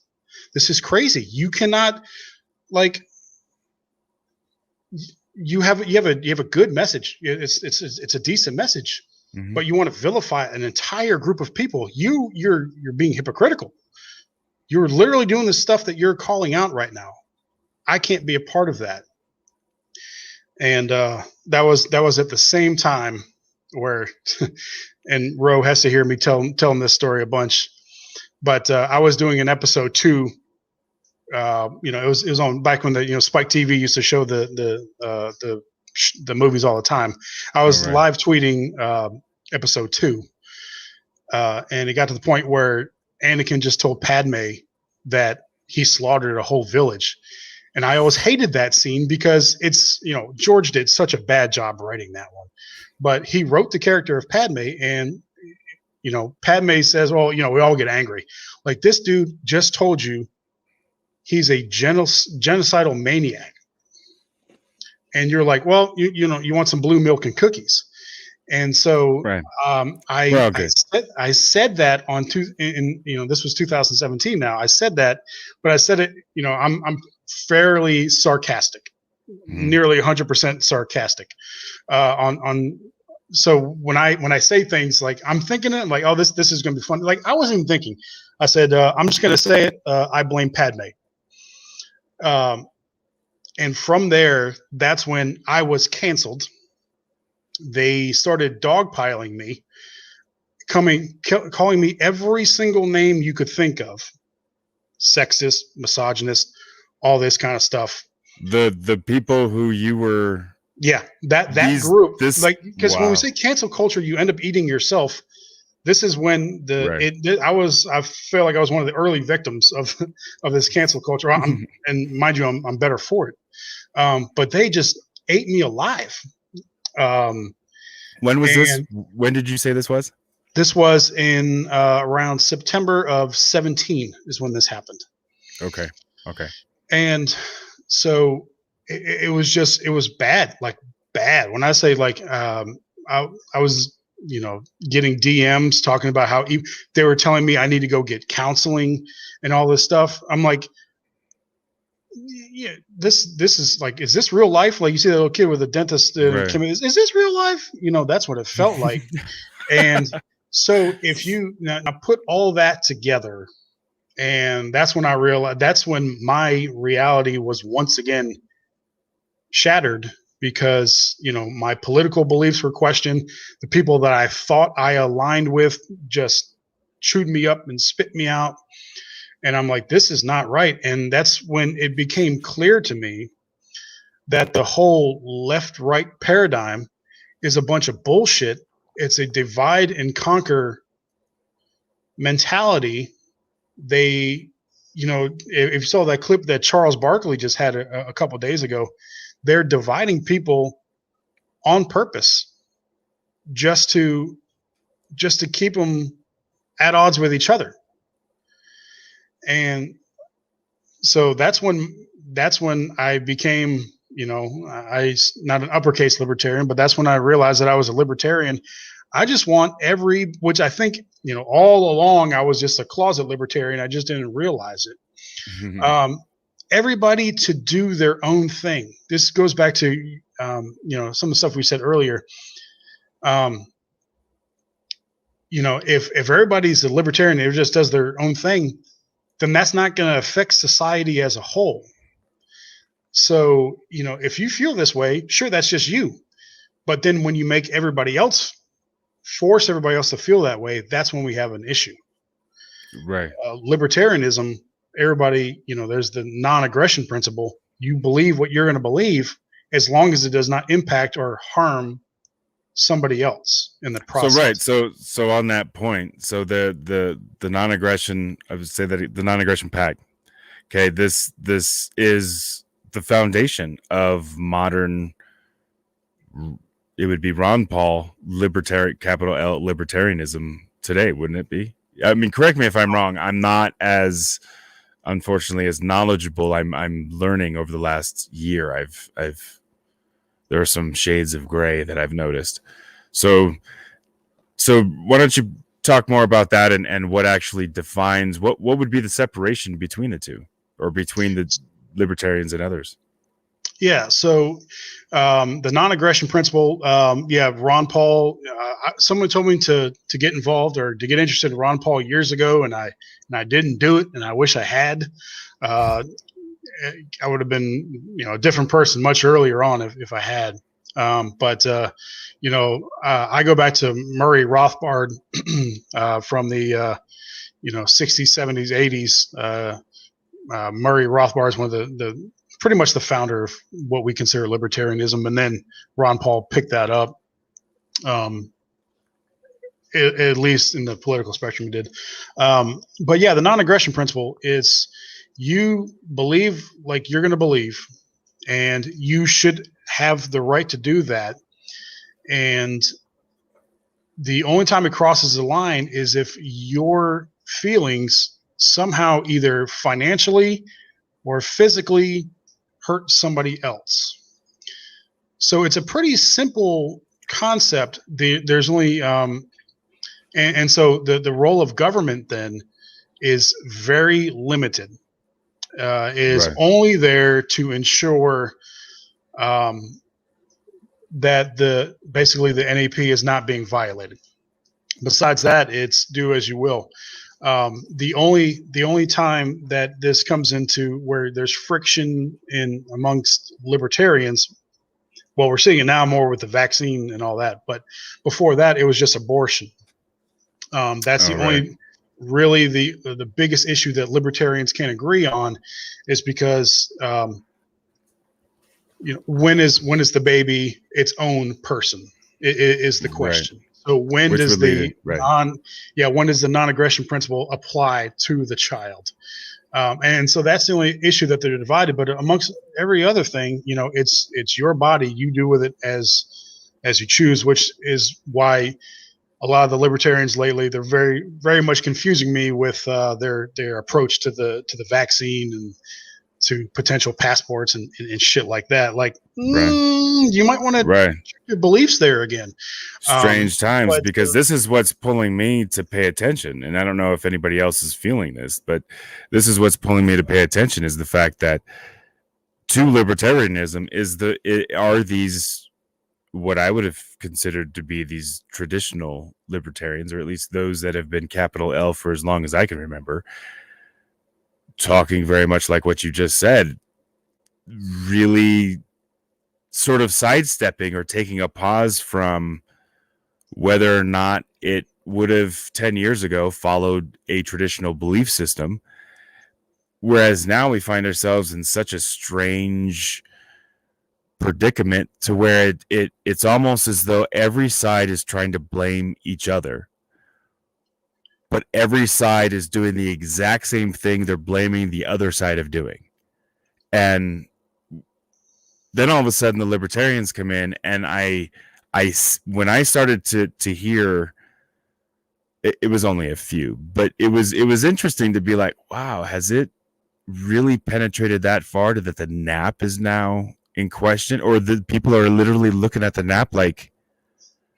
And I said packed earlier. I misspoke. I'm sorry. Either one works. Yeah. But you know what I'm saying? It's like you have these. They're using the same tactics, both sides, like you just illustrated with the group of, that you were with a few years ago that it just sort of melted down, type. It comes from that incessant need to throw it into a box, to put a label on it and say, you cannot escape this box because I've figured you out and you go here. Well, when you do that with Republicans and Democrats, there's this group that's left over that doesn't feel that either one of those parties properly represents them. However, in most elections, and I know that this is a huge issue with trying to get it's the most important election of our lifetime. Legitimacy, right? was trying to get to that 10%, correct? You're trying to get to that 10%. Yeah. Is it in the primary? Is it in the primary? Is it in the? Yeah, well, they're screwed throughout the entire process. And I have no doubt. I am 100% certain that the Libertarian Party, capital L, capital P, is being sabotaged from within to ensure that it does never get. If you just talk to people, like just pretend they're not a Democrat, not a Republican. And I think this is what you were getting at originally. You will convince them ahead of time that they are a libertarian, because we all just want to take care of ourselves, and we want other people to be happy, and it's easy. The reason why the whole vaccination thing is going crazy is, if you go back to the teachings or the works of Murray Rothbard, society, quote unquote, does not exist. There is no such thing, with some truth bombs for everybody here in the chat. Society, capital S, does not exist. There is no such thing as society. So furthermore to that, the greater good, again, all caps, does not exist. There is no such thing as the greater good, except for our law, and I can get back to that. But if you look throughout history, and the most obvious example in the last century is Nazi Germany.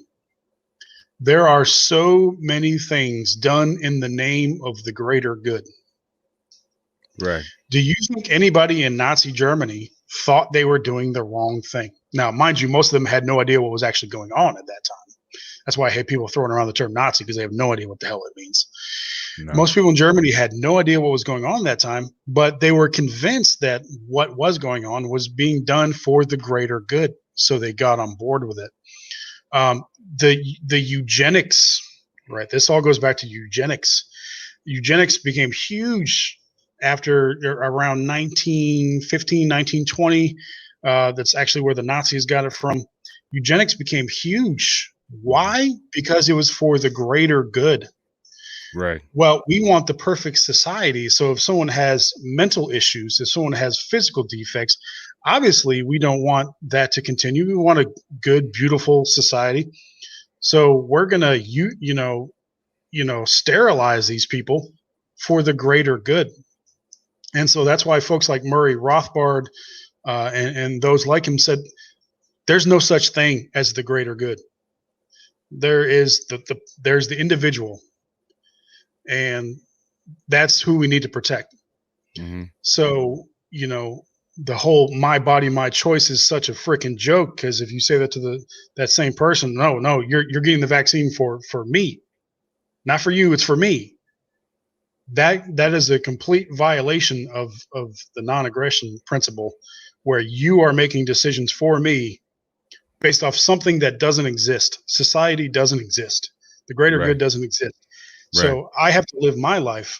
And if you don't want to be around me, by all means, don't be around me. But you can't force me to do something on your behalf. That's why I'm, a lot of the so-called libertarians, even some of the big ones,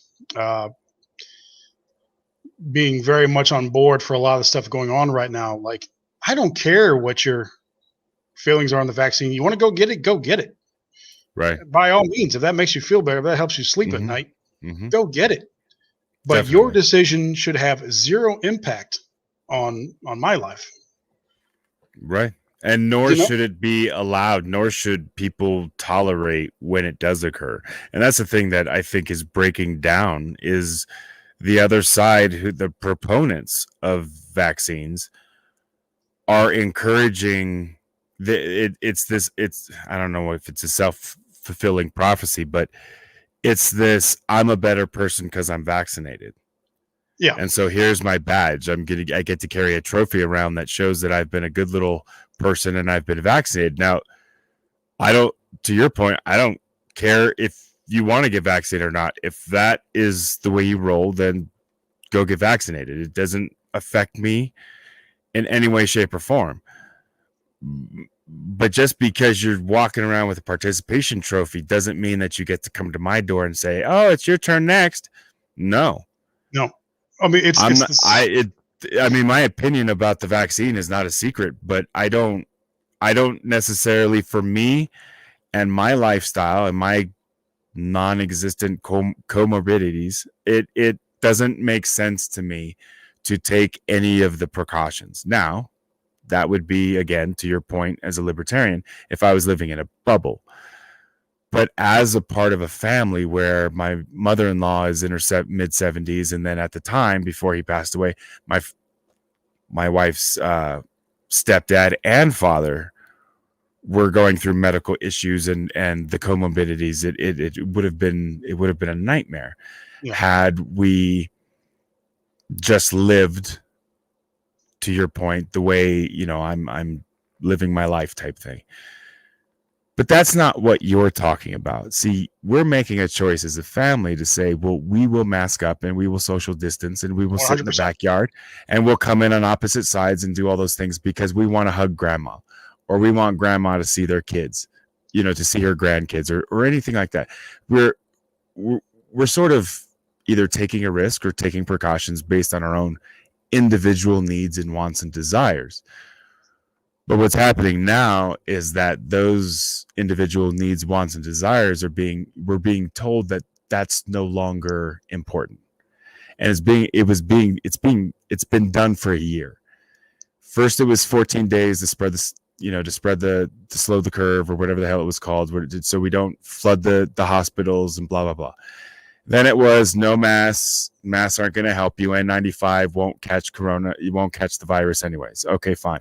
Now, all of a sudden, we've graduated to it probably won't be completely gone until 2022. This thing keeps steamrolling is my point. And my point is that you have these two sides that one is just less resistant to the other. And it's not necessarily that the big R Republicans are obstructionary. I mean, in an ideal government, to me anyways, that the two parties, there should be gray in the middle most certainly, but the two parties almost certainly should be approaching some of the bigger issues from opposite sides. But those two sides should have valid rationale. You should be coming from a point of strength saying, this is why we do or do not believe in abortion. This is why we do or do not believe in gun rights. What's happening now, however, is that we're being told this is the truth about gun rights. There's no discussion. It's literally they're pushing information down, going back to the military. They're literally pushing information down and they're just like, consume this.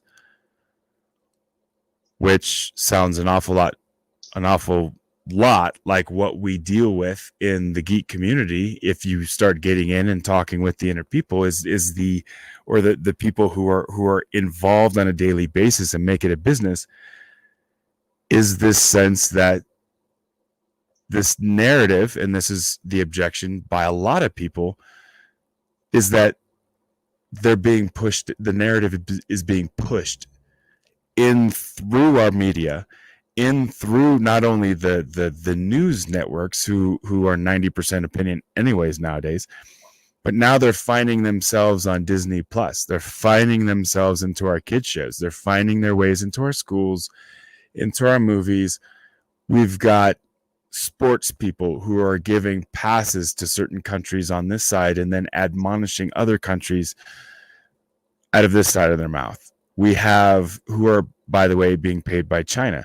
Then we have the whole movie industry, which, if you've been paying attention to any of the names that appear before your movie starts, in the last 10 years, Chinese companies are popping up in almost every major movie.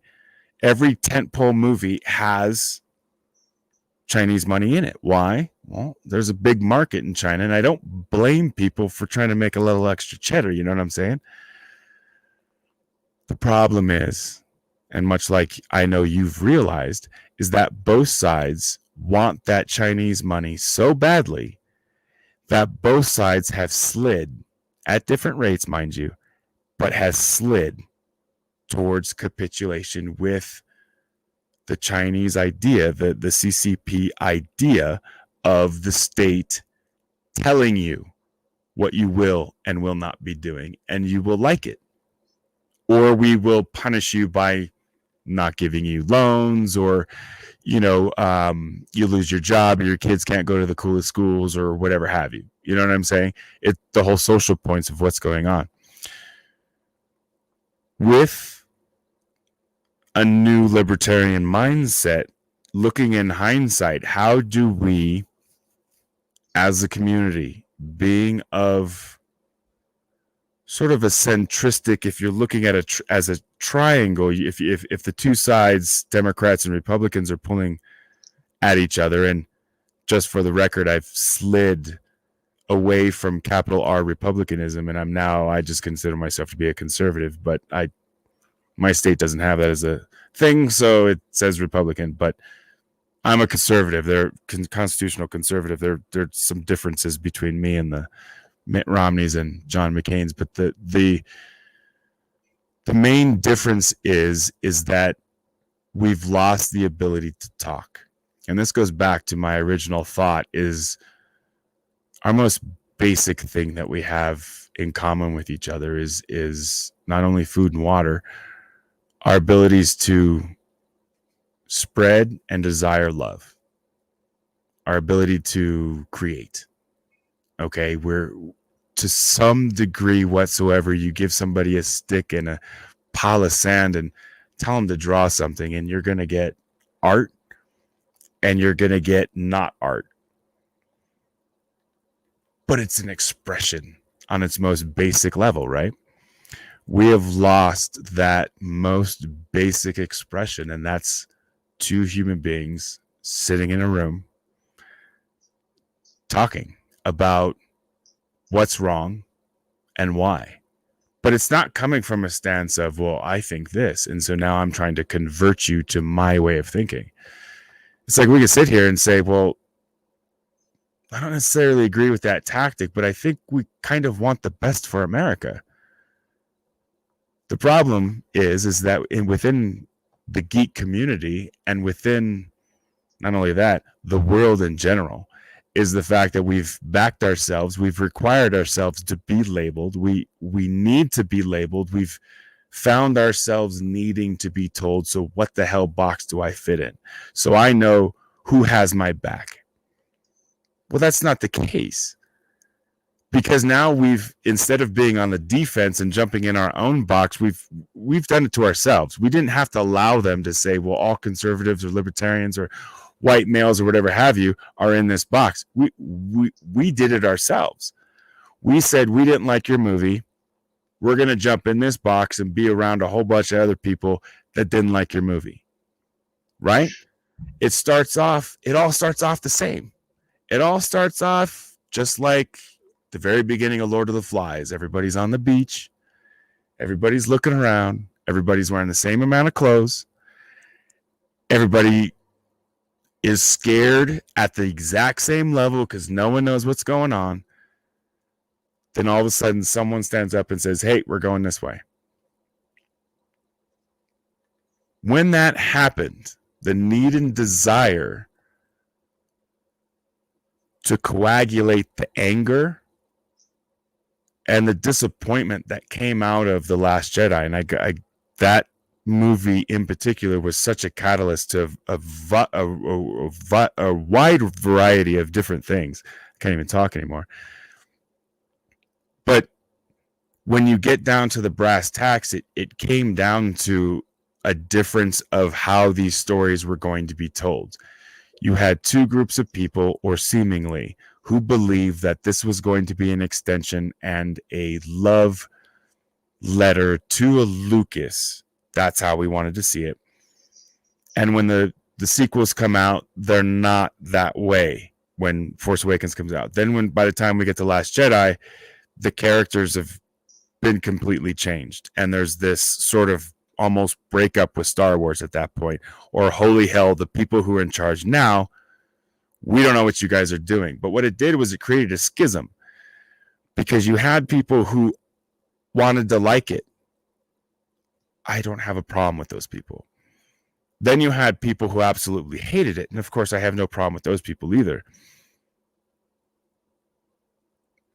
All of that emotion was so raw and so real and so natural at the time. There's absolutely, I don't think, anything wrong with it. The problem is that we all missed the boat for a fucking conversation. Because what we did was we went to our fucking we went to our tribes, man. We said, you know what? What is it? Sharks and jets, man.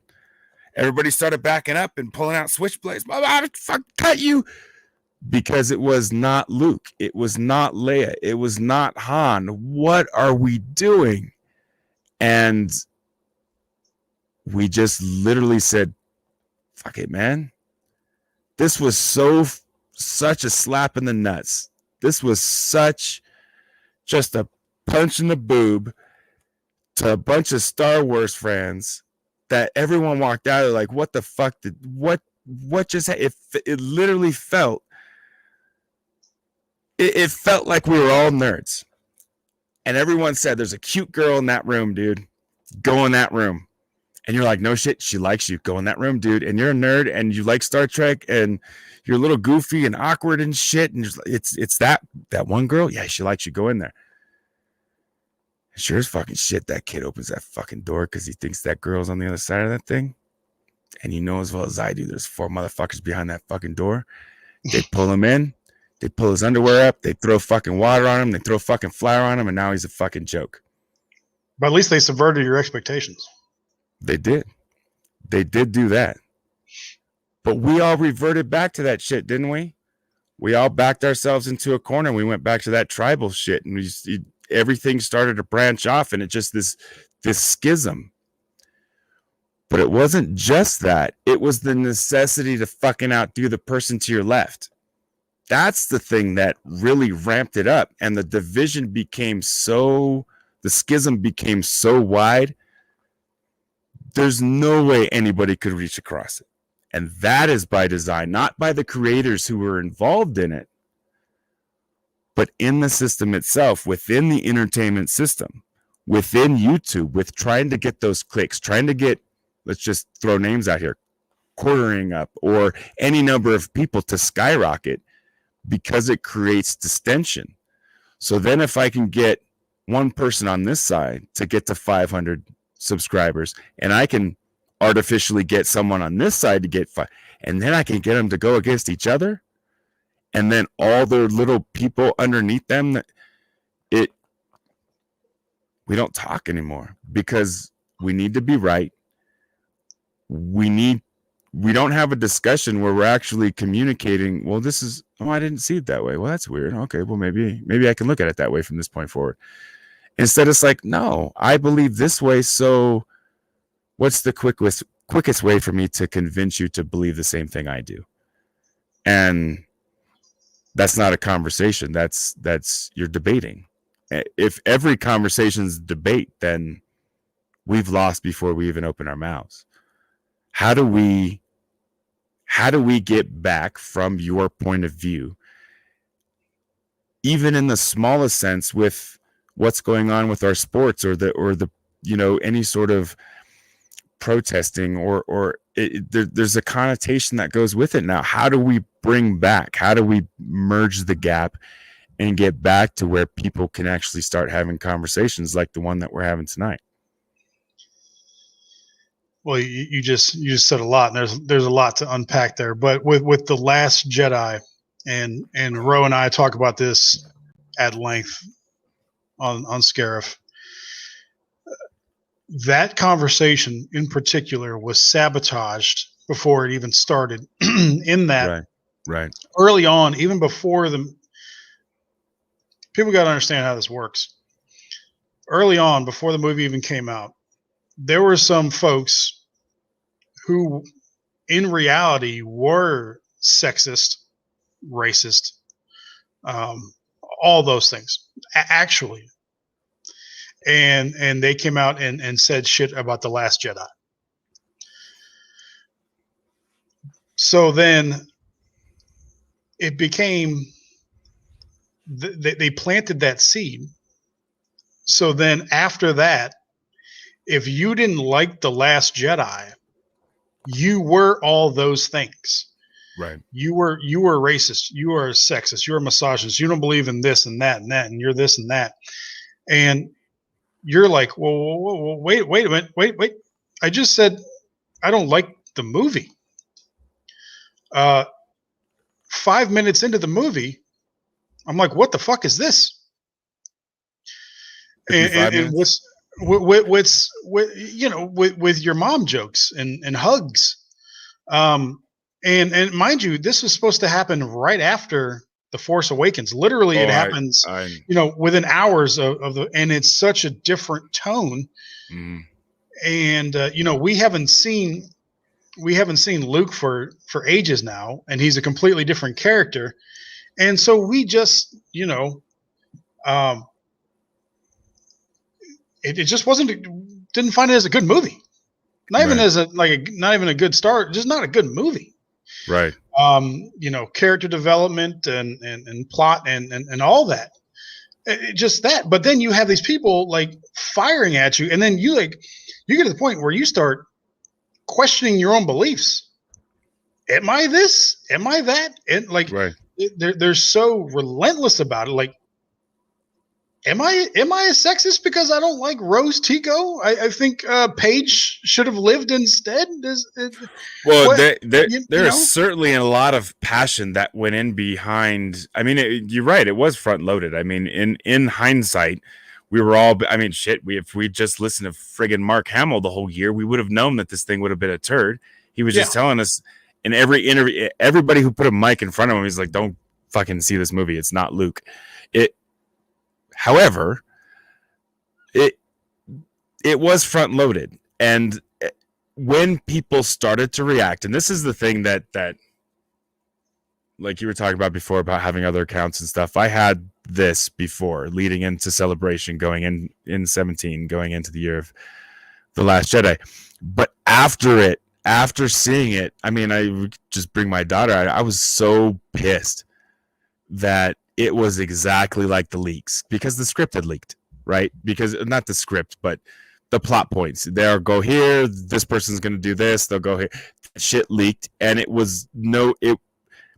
as these things were occurring in front of me, I was getting more and more pissed, because I knew the inevitability was going to be what I was going to see with Luke that I saw with the leaks, and it pissed me off. The movie's over. I get online. I'm supposed to be happy. I'm supposed to be talking about Star Wars, and the only thing I can think about is I need to sell my shit, because that was so bad. I don't even know what Star Wars means anymore. Walking out, just completely lost. In that, I think, because it was front loaded, but we weren't noticing it at the time. I honestly think a lot of the anger stemmed from the fact that people were like, I literally don't know how to feel about that, because it's such a departure from what I thought Star Wars was. On purpose, though. See, that's the thing. So much of it was on purpose. I know it's filmed on purpose. I get that. My point is that it was so unbelievable that all that shit was being bombarded on us for that 2.5 hours. That by the time I walked out with my daughter, I was like, I feel hollow. Like I think I'm mad. I don't know how I feel, but I think I'm kind of pissed. How were you with this vitriol? Because we've all felt it, the vitriol that came just on the other side of it. I think everybody waited 3 weeks or 4 weeks before they started talking about it, kind of get an honest feel. But then when everyone, like, the dam broke, and your Jeremys and those kinds of people, like, way in the back, were just like, this sucked. You know what I'm saying? Like, and all of a sudden, boom. And then it was this, every so often there was these small eruptions of, what the hell did I just watch?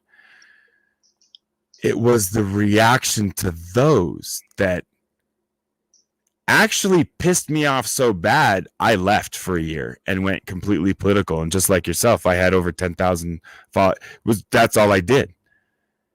It's a different environment. There's 10,000's not whatever, but because everybody, it's like you have 10,000 followers, but you're also following 10,000 people. So it's this total community that does that stuff. But my point is that I literally, and then I gravitated back, because too much of both of them turned out to be poison. Then we find ourselves, this is my question for you, we find ourselves in 2021, and the direction of literally taking something that is an orange and telling the public it's an apple. The public can see it's an orange. They can read it for themselves. I'm talking about the Georgia law bill, the voting law bill. They can see it's an orange for themselves. They can read it for themselves, but no one does. They take it for granted that the media, that it is an apple, just like the media said. We've lost, for the lack of a better term, we've lost our corporate media. They're gone. At least they are on serious sabbatical, and it's going to be for a while. We're down to citizen journalism. They're bought and paid for. Oh yeah. What now that it's now that our entertainment is now driving, or at least part of what's driving the political narrative, how do we fix how people feel about the movies that they're watching? And you know which ones I'm talking about. I mean, these aren't secrets because of the agendas that have been put out there. They might be secrets to normies or people who are just, but to everyone who sort of looks into it and kind of follows movies or gets into the news and what's going on, there is an obvious sort of very real, very visceral push to feminize males, elevate females, and if we can get people of color along the way, that'd be cool too. What all is going on with that, and how does that reflect not only our military, our entertainment? What do we do from here through the libertarian eyes? How do we bridge the gaps, start the conversations? So I saw all, since episode 1, I saw all the Star Wars films multiple times in theaters because I enjoyed them, and I enjoyed that movie going experience. I saw episode 8, I think probably 7 or 8 times, but not for the same reason. I did it to figure out, what did I miss in this movie? I must be missing something. I don't know what to make of this movie. I kept going back to figure out if I liked this movie. I wasn't a huge fan of Solo. I don't care about hashtag make Solo 2 happen. So I didn't see that as much. But I saw Solo. I saw The Last Jedi more than that to figure out whether I liked this movie or not. And I came to my own conclusion that I didn't like it for all the reasons that we've said. And so I thought it was now that's my opinion. Where we go wrong is, you've talked about the box, and you talk about where do we go from here. We got to get rid of the goddamn box. Any box. destroy it. That's one thing. Labeling. Once you have labeled person, and this is from my experience in the military, and I'm sure you've seen it both in and out. Once you label somebody something, you've lost them to you in your mind. I have seen so many young men and young women be called that guy is a piece of shit. Because maybe, they had some shit going on when they first got to your command, and so they didn't get off to the right track, and then they were called a piece of shit. That's a self-fulfilling prophecy. Mm-hmm. You've lost that military member. You've lost them as a subordinate. They know that you think that they're a piece of shit. So they're going to act like a piece of shit. So we got to get rid of the labels. Like, to find out that I had my opinions because I was a sexist, racist, misogynist, all this, like, you're telling me that's why I have my opinion is because of all those? Surprise. You're not going to have the conversation. The conversation's not going to happen. Right. So you have to kill labels. Do not label people. I have seen so many quote unquote pieces of shit that were brilliant. You just have to get through to them, figure out what, and all walks of life come into the military. Mm-hmm. You have some people that are actually well-to-do. They just felt like it's the right thing to do. Or you have people that had abusive parents, alcoholic parents, and, financial. All walks of life come into the military. And so you just disregarding them by calling them a piece of shit, you are doing that human being such a disservice. So we do the same thing with these conversations. You can't have a conversation about a movie because you're automatically going to assume they're this, that, and the other because they don't agree with you. So you have to get rid of these labels. I don't care what label it is. I see you as a guy talking to me about all these things. We are so concerned with how people see us and how those things don't define you. I'm a senior chief in the Navy. That doesn't define me. That's one thing that I do in my life. Mm-hmm. That doesn't define you. You can't, and we can't label somebody and then saying, and now that's what defines them. That's why I don't understand, people having this need to label themselves. Just stop it. You are a human being. What do you as a human being bring to this planet, to your friends, your family? Not you're this, and this. I don't give a damn about all that stuff. What do you as an individual bring to this? And but that's an extremely hard question to answer, because it's not I would argue that it's not fostered. They're not even thinking on that plane. I mean, a lot of the people that have come up in the last several generations, it's just literally, I'm supposed to do what? Okay, I get a house, I get a car, 2.5 kids. Okay. And it's just this check the box type thing. And how many boxes do you have checked by any given age? Oh, you have that kind of car. You have that kind of house.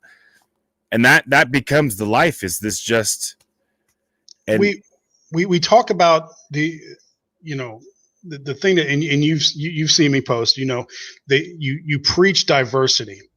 The most important diversity, and in the military, we have the most diversity you can ever imagine. Mm-hmm. But the most important diversity is the one that they hate the most, and that is diversity of thought, diversity of opinion. What's going to push this world forward is not, you don't bring your race to the table. You don't bring your age to the table. You don't bring your sexual preference does not impact your job performance. You don't bring those things to the table. What does your mind, what do your abilities bring to the table? That's the diversity we need to be focusing on, not of traits. Traits don't make you. Traits describe you. Right. If you're a character in a novel, yeah, you're going to be described as that, so the person can get a picture of you.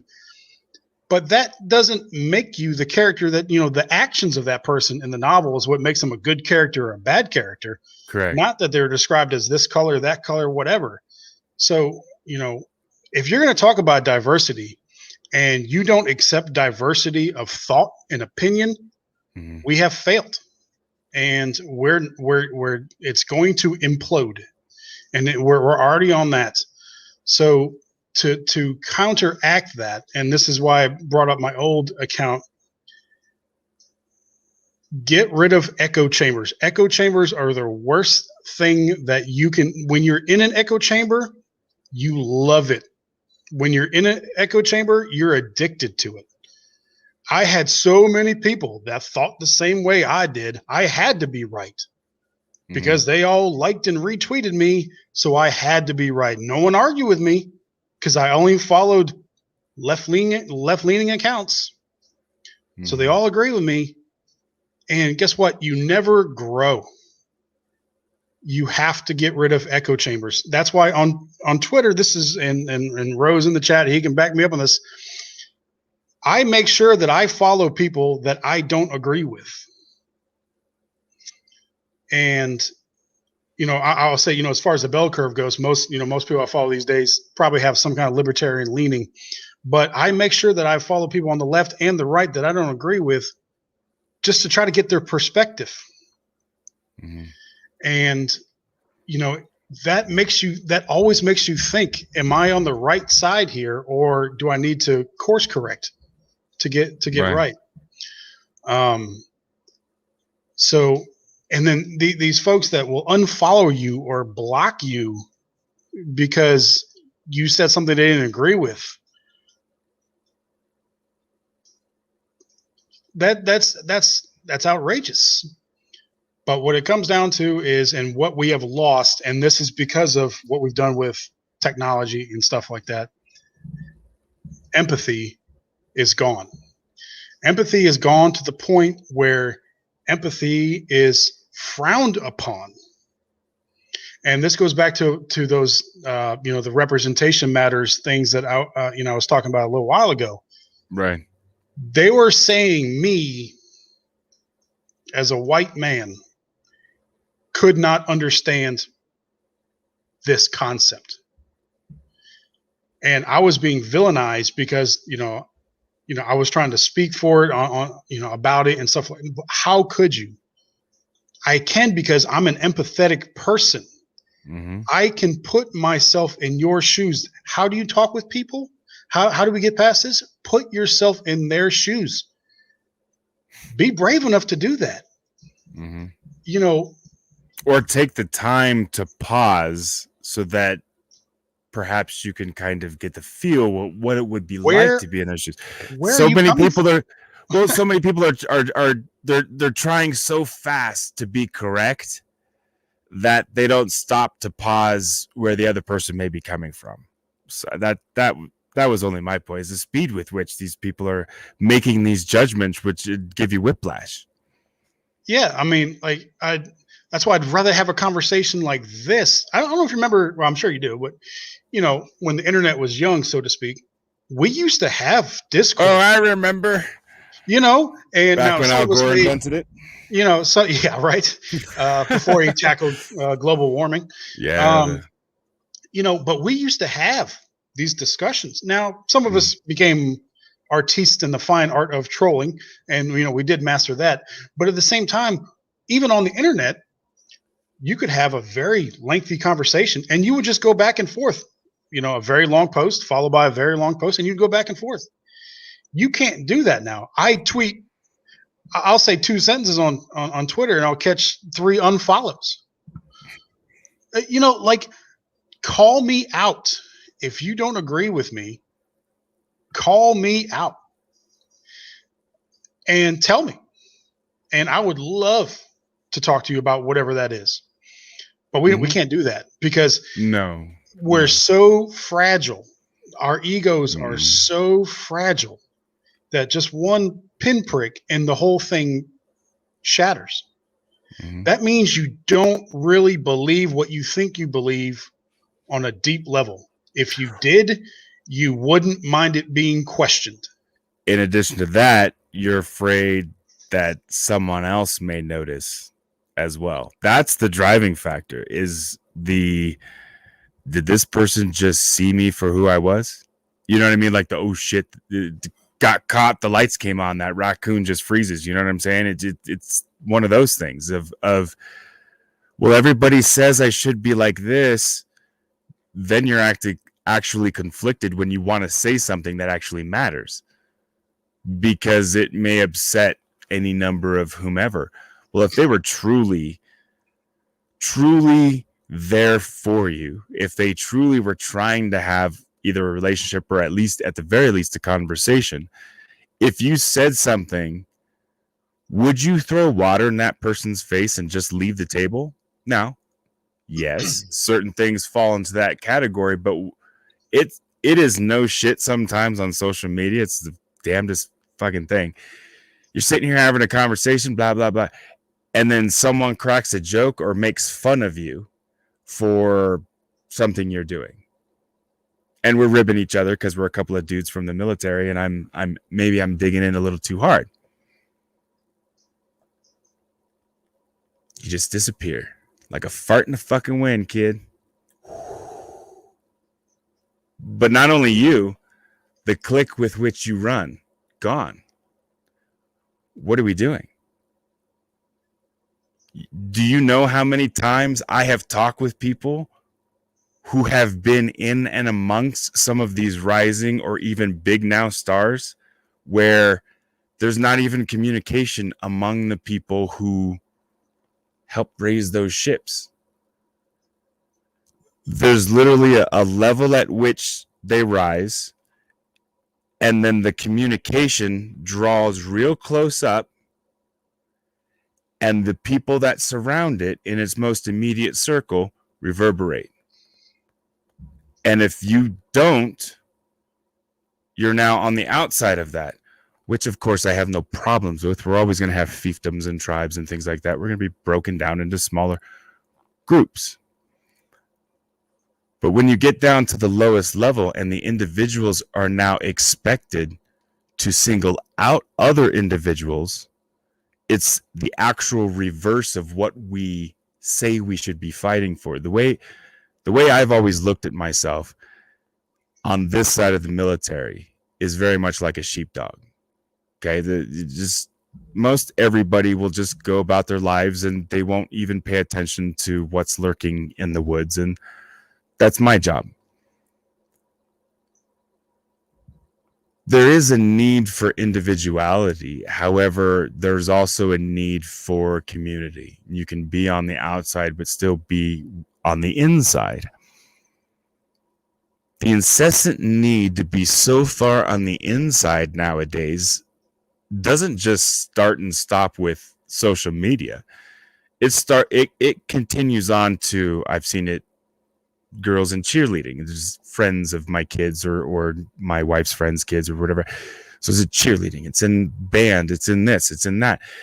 The social media aspect of how we communicate and what we do with people, the instant we're slightly fucking pissed or annoyed or is the empathy. Fuck them, unfollow, bye, flush, gone.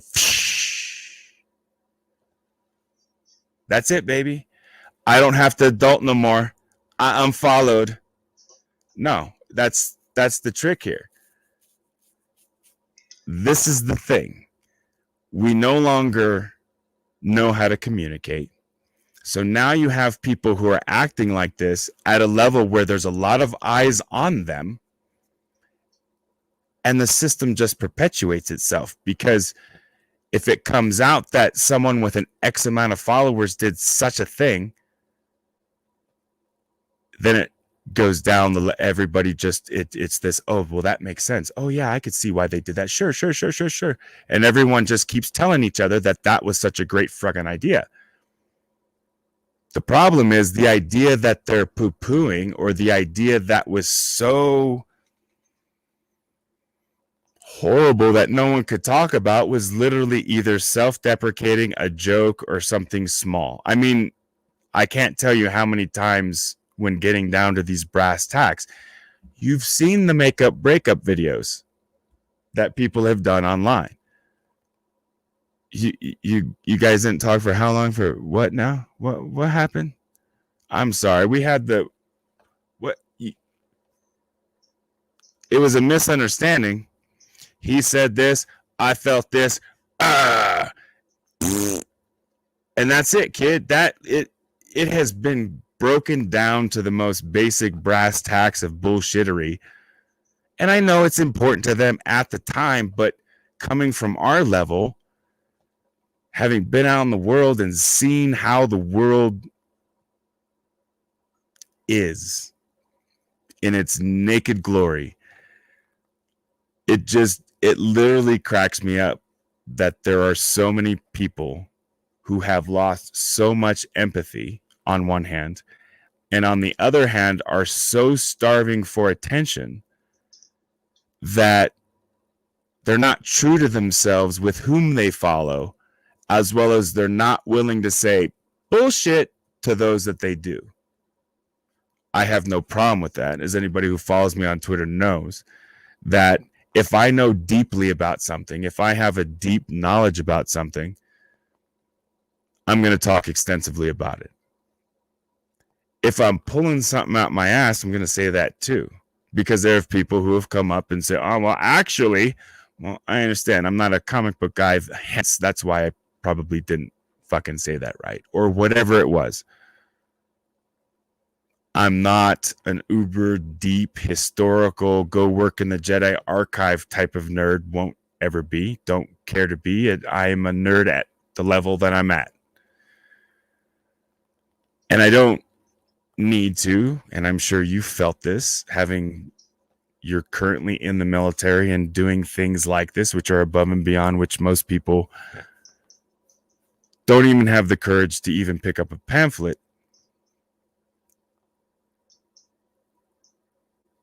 Why don't you slow your roll, Skippy? Because I may have done some shit that doesn't fucking involve laser swords and fucking Star Trek. I love your shit. I watch your shows. But let's fucking roll it back a little bit. I understand you have a deep, resounding love and desire to know more about this one special IP, this one special franchise. But don't think for a moment that those things wholesale transfer across every single thing that happens within our lives, is my point. Some of these people get so boo-boo faced when you call them out or you crack a joke or you go, nah, I don't actually give a fuck if I pronounce that right or wrong. What do you think now? That you can't even have a conversation anymore.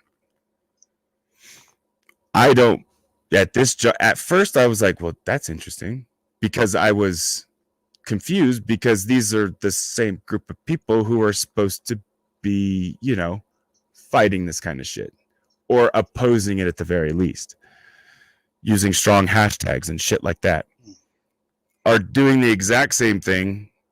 Well, not the exact same thing, using similar tactics that the people they're supposedly opposing to, which brings me back to the political aspects of it, is that it typically falls out on an us versus them bullshit. Everything we've talked about tonight has come down to an us versus them. Everything. Whether it's sports or movies. Oh, I loved it. Oh, I hated it. Or you're an idiot. Everyone around you should die because you like that movie, or burn that house to the ground because you had an opinion that differed from mine. I've been sucked into it too. I've been so heated with certain shit that I've damn near lost my mind. And then gone back and said, I really reacted poorly to that. I've reached out to people and told them that, you know what? I was going through some shit. I reacted poorly. I meant no disrespect. I hope we're cool. If not, I understand. You have to do that. You know what I'm saying? Have I done it as often or to as many people as I probably should? Fuck no. But again, it's a journey, man. It's not a destination. I'm not Christ up there on the hill or anything like that. I'm just I'm trying to walk the walk as best I know how. I've got a little bit of experience that makes me a little different geek. And that's part of the prop tonight. I mean, it is my setup here, but the reason I'm wearing it is because we're both nerds that are non-traditional. Okay. I mean, I can't tell you how many, and there's nothing wrong with this, but I can't tell you how many times I turn on any number of videos and I hear these people talking and they have such vitriol behind the words that are coming out of their mouth. But when you actually see into their eyes, you know for a fact that if you blew entirely too hard, that paper tiger would fall on its ass. Although I shared their passion at a time, that there's no mistaking that there are a lot of people out there that talk really hard. And it's all fucking air. Now, once I realized that, I was like, okay, wait a minute. I've got this shit. Not that I've got it handled, or that's not what I mean. What I mean is I understand. So, okay. Now the rules have finally printed out. I can decipher them. Okay, fine. Cool. I'm just going to go and do whatever the fuck I feel like doing, and whoever wants to come with me can come with me, and we'll all have a great old fucking time. I don't any more need to be over there than I need them over here.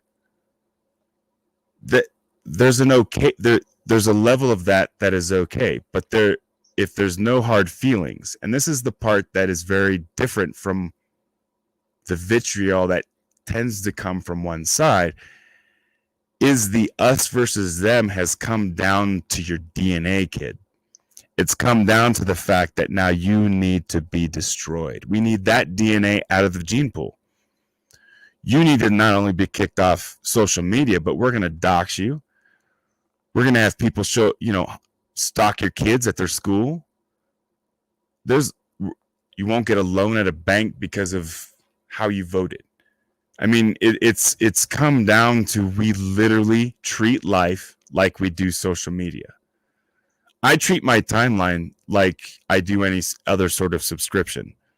If I don't want to watch all these ads, if I don't want to see all this ad and shit that keeps popping up on Twitter, I'll mute that shit. If someone's getting uppity because something hit the news and I love them, but they're really being fucking annoying right now, I might mute them. You know what I'm saying? Like there are times where shit is, I understand, but we've lost that art.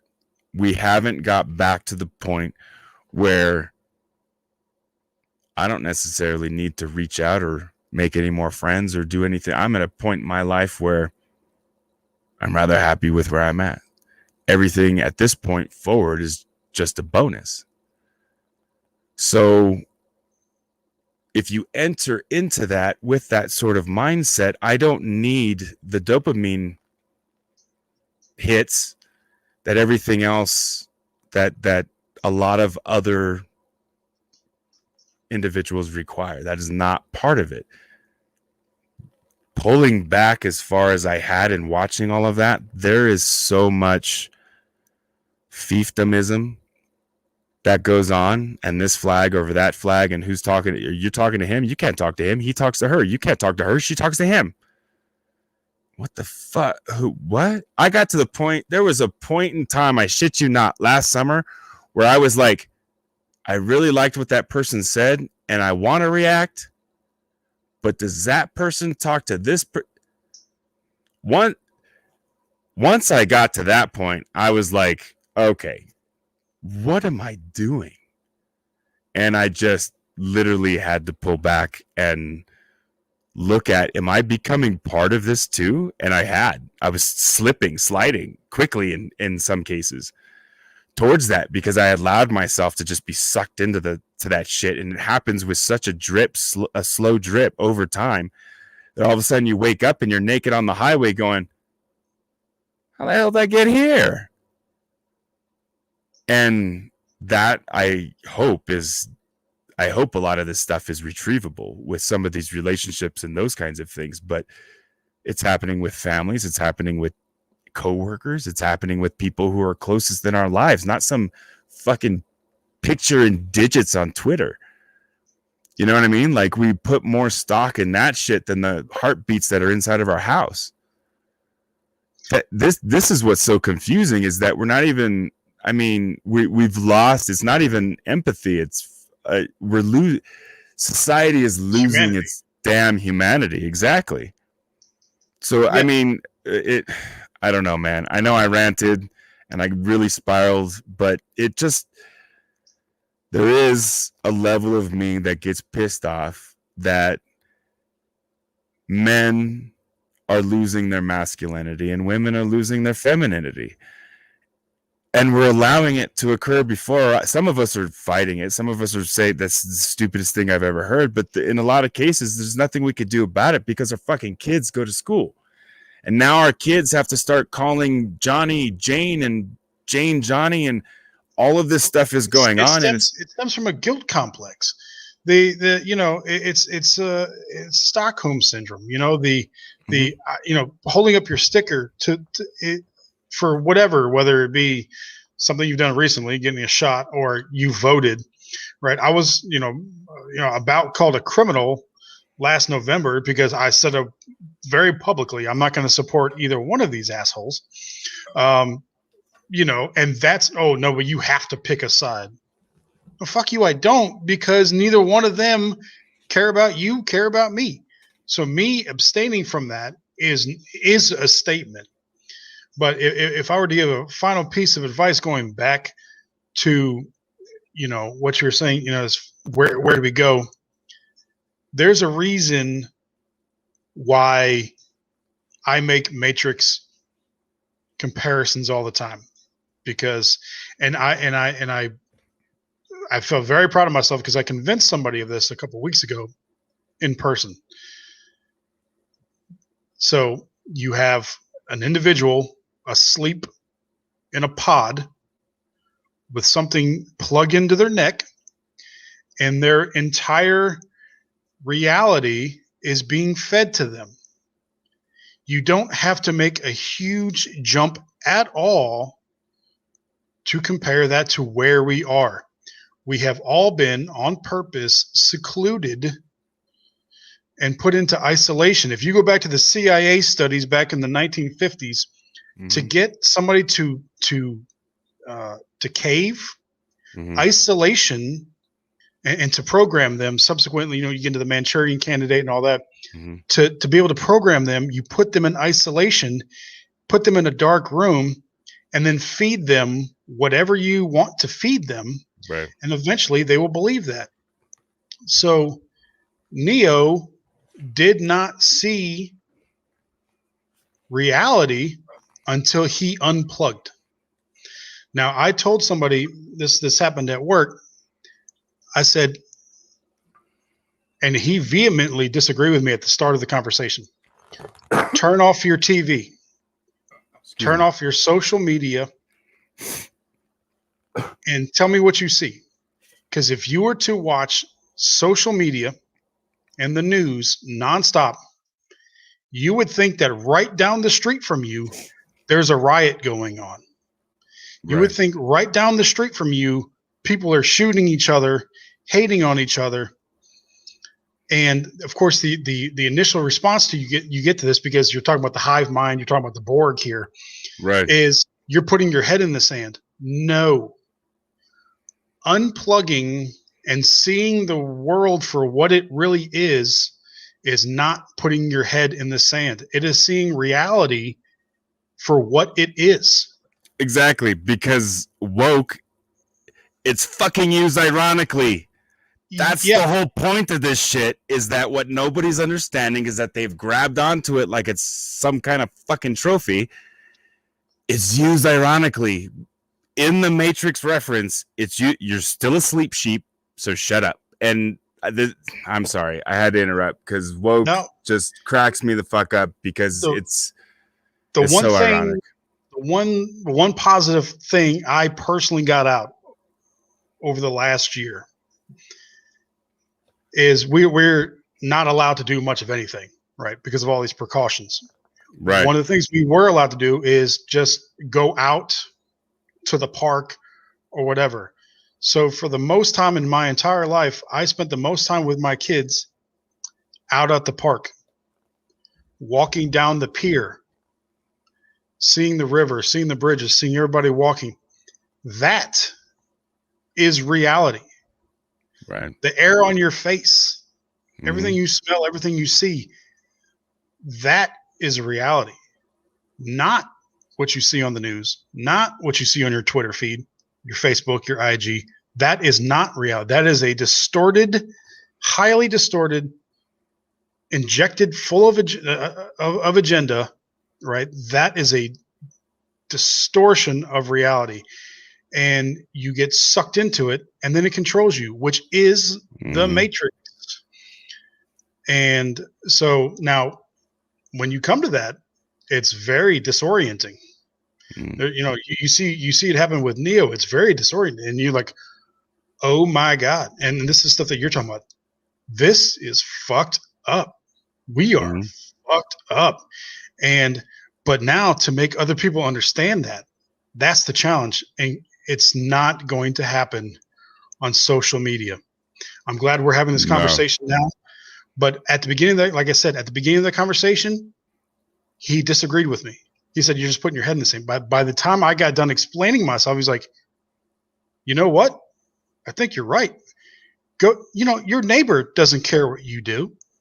There's some neighbors because they're individuals, but Right. most Right. neighbors don't give a damn what you do. No. That's reality. Not Well, as so long this. as you're not directly affecting them. I mean, if Sure, my sure. neighbor's pouring water, Yep, or spraying water into my bedroom, I'm going to get a little pissed. But if they just doing their thing and they're not hurting nobody, yep. right? Exactly. So Exactly. and so that's reality, and that's where these conversations need to happen, and that's why we started our podcast so we can have these conversations candidly, openly, in detail. And that's how you change minds. You're not going to change minds. Like there was a point in my life where I thought I could do it because I'm smart. I thought I could do it. I thought I could change minds on Twitter. No, Mhm. that's not where it's going to happen, and that's why I call it out on Twitter. It's not going to happen there. These conversations need to happen in real life Right. and with respect and empathy. Start with empathy. Put yourself in their shoes at the beginning of the conversation. Get on the same page and respect them the entire time.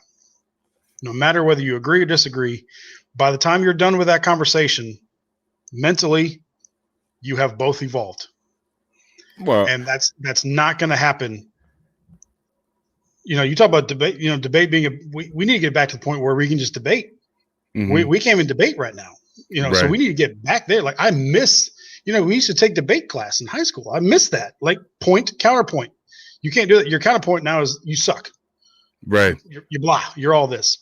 Well, No. it comes back to like what you just said. Most people wait for their turn to speak. They're not listening to what you're saying, and there's a delay. And I can understand how I could probably come off as that, but there is a delay. Everyone knows this when you're doing this shit. And so if I want to cut in on a point to make an exclamation point on something Brad's making or vice versa, there's going to be a slight delay. And it does appear, oh, you're just waiting for your turn to speak. So let me just cut that shit off at the head right now. But that is how we speak as adults. You can see it in people's eyes. They're like, okay, he took a breath. I could talk now. The fuck are we doing? I do it too. I mean, everyone does it to some degree or another. I think I'm just at an age where I need to recognize it and fucking stop doing it. You know what I'm saying? Like it's time to just stop doing that shit. And a lot of things that I used to do as a kid, I just have to stop doing. A lot of this goofy shit that we all talk about. It's goofy because it's nostalgic. It's what it is. What it is. It makes. But more importantly, it's because of our love for these things. We have met copious amounts of people from around the world we would have never have met otherwise. which is a fantastic and wonderful thing. We're literally bringing people from every single one of us, damn near everybody in this. Oh, we've got some stars in our chat, apparently. Everybody who's in the chat has someone from somewhere else around the world who's following them. And we are angry and we do have things to say. But we each have messages that it's why we're here. We're either here to look for other messages that are similar to our own, and we'll just peep on them. You know what I'm saying? We'll just watch them as they go, and we will never interact. And there are those of us who have taken it an extra step further. Than not only will we interact, and not only will we push out to the world basically what our opinion is for absolutely no damn reason. No one asked, yet here we are. Hey, you know what I think? Shut up. No one cares. Like, dude, get in line. There's about you miss something sometimes on Twitter. You're an hour late to it, and everyone's like, dude, that joke's flat because we've been talking about it for an hour. I'm like, I just got back on. I was busy. This stuff evolves so fast that there is almost like a life to its own. Like, it is its own little, like the Matrix, where you literally like, wait, hold on. Let me go in. I'm going into Twitter, guys. And you have to go in with that kind of, with your radiation suit on and all kinds of other stuff because you're up to here and just turds floating by. It is an amazing how down to the bottom some of these feeders can get on social media, where they don't even act that way in real life. It's so bizarre. That's what I tell my guys. We have to give training on this nowadays, and what you can and can't do. And it's very simple. This is so hard. And you've seen me talk about keyboard warriors many times on Twitter. Uh-huh. If you won't say it, if this isn't something that you would say with either your mother or in the military with your commanding officer in the room, if you can't have that conversation, then don't fucking say it on social media. Now, I say what I say because if you know me, like I said at the top of the show, I've got no filter. So anything I say on Twitter, people don't realize how much I censor myself on Twitter just to play along, as you said. So yeah. I will say it. So I have no problem saying it on there. But if you can't say this to me, to my face in real life, then keep your damn mouth shut. Don't touch the keyboard because I don't care about your opinion. And so just, that would solve a lot of our problems. But anger in itself is not a bad thing. But just make sure that when you are mad for a good and just reason. Not because, and this is where we fail, not because someone else told you to be mad. And that's where we are. Whatever it is, you have these, oh yeah, this is trending. Well, let me get angry about it because it's trending. Oh, wait, yeah, I'm going to get a bunch of retweets because I'm going to use this hashtag that are, if you're angry, make sure you know why you're angry. Like you said, people getting upset about something that happens in Georgia, so they move the All-Star game to Colorado that has similar, if not worse, laws out there, but they leave that part out. But, it's a win. Thanks, Major League Baseball, right? So if you're going to be angry about something, make sure you know why, and you yourself have done the research, right? I get called out. People think you're crazy when you've done 1,000 times more research than they have into any given subject. You come off as the quack because they're following the news headline, right? Or what's happening on Twitter. They're or following what they were taught in school. Or what they were taught in school. Meanwhile, a conspiracy theorist isn't this guy, isn't someone that watches Alex Jones until 5:30 in the morning. I have stacks and stacks of books here. What I say comes from reading, and no one book has your answer. What my opinions are shaped from are reading all those books and connecting the dots and seeing patterns, and then you realize what's actually going on. So I've done all that work, and that's where my opinions come from based off all that research. But you're following the 2-second clip that they said you should get angry about, and that's why you're angry. And that's the shit that we need to get away. We're never gonna. Mankind will fail if we continue on doing that. That almost everybody's telling you to be mad at. That's the thing. Is, you hear the people talking about a 4 a.m. media drop where the media gets all of its talking points and stuff like that. It's, oh, it's a conspiracy. Oh, okay. Have you seen some of these montages? Some of these, Tucker Carlson's done them, so, where they're saying the same shit. They're using the same phrase from the time the sun comes up to the time the sun goes down on any given news cycle. There's this script that appears to have been given out before any news is disseminated at the course of the day. And you have individuals like yourself and myself who have watched this stuff happen in real time. And now we're seeing it. We've seen it happen around the world to other countries. And now we're watching it in real time occur in the United States. And the willingness and see, that was the thing that always, it was always in the back of my mind, I don't know if Americans would go for that. Now, I knew some are just jackasses, and yes, they would, because they're jackasses. But the majority, there was part of it, I was, I don't know. Telling you what, one good crisis, baby. And I don't know anymore. I think that we might be in some trouble. I think that we're slipping and sliding at such a rate to where it's going to be one of those things where we turn around and how far have we come? Wow. It's I mean, it's, there's so many years where I could not understand the people of Germany, 1921 to 1945. How could you? Right. And now you take 2001 to 2021, and you got things like Patriot Act and stuff like that. Like I said at the top, begging for it. Not only are you, and this is how, but people don't understand how it works. Not only are you letting it happen, you're begging for it to happen.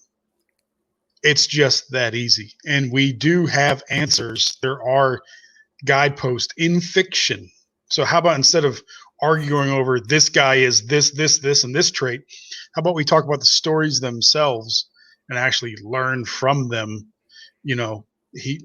George laid out the blueprint for how you take a republic and then systematically tear it apart from within.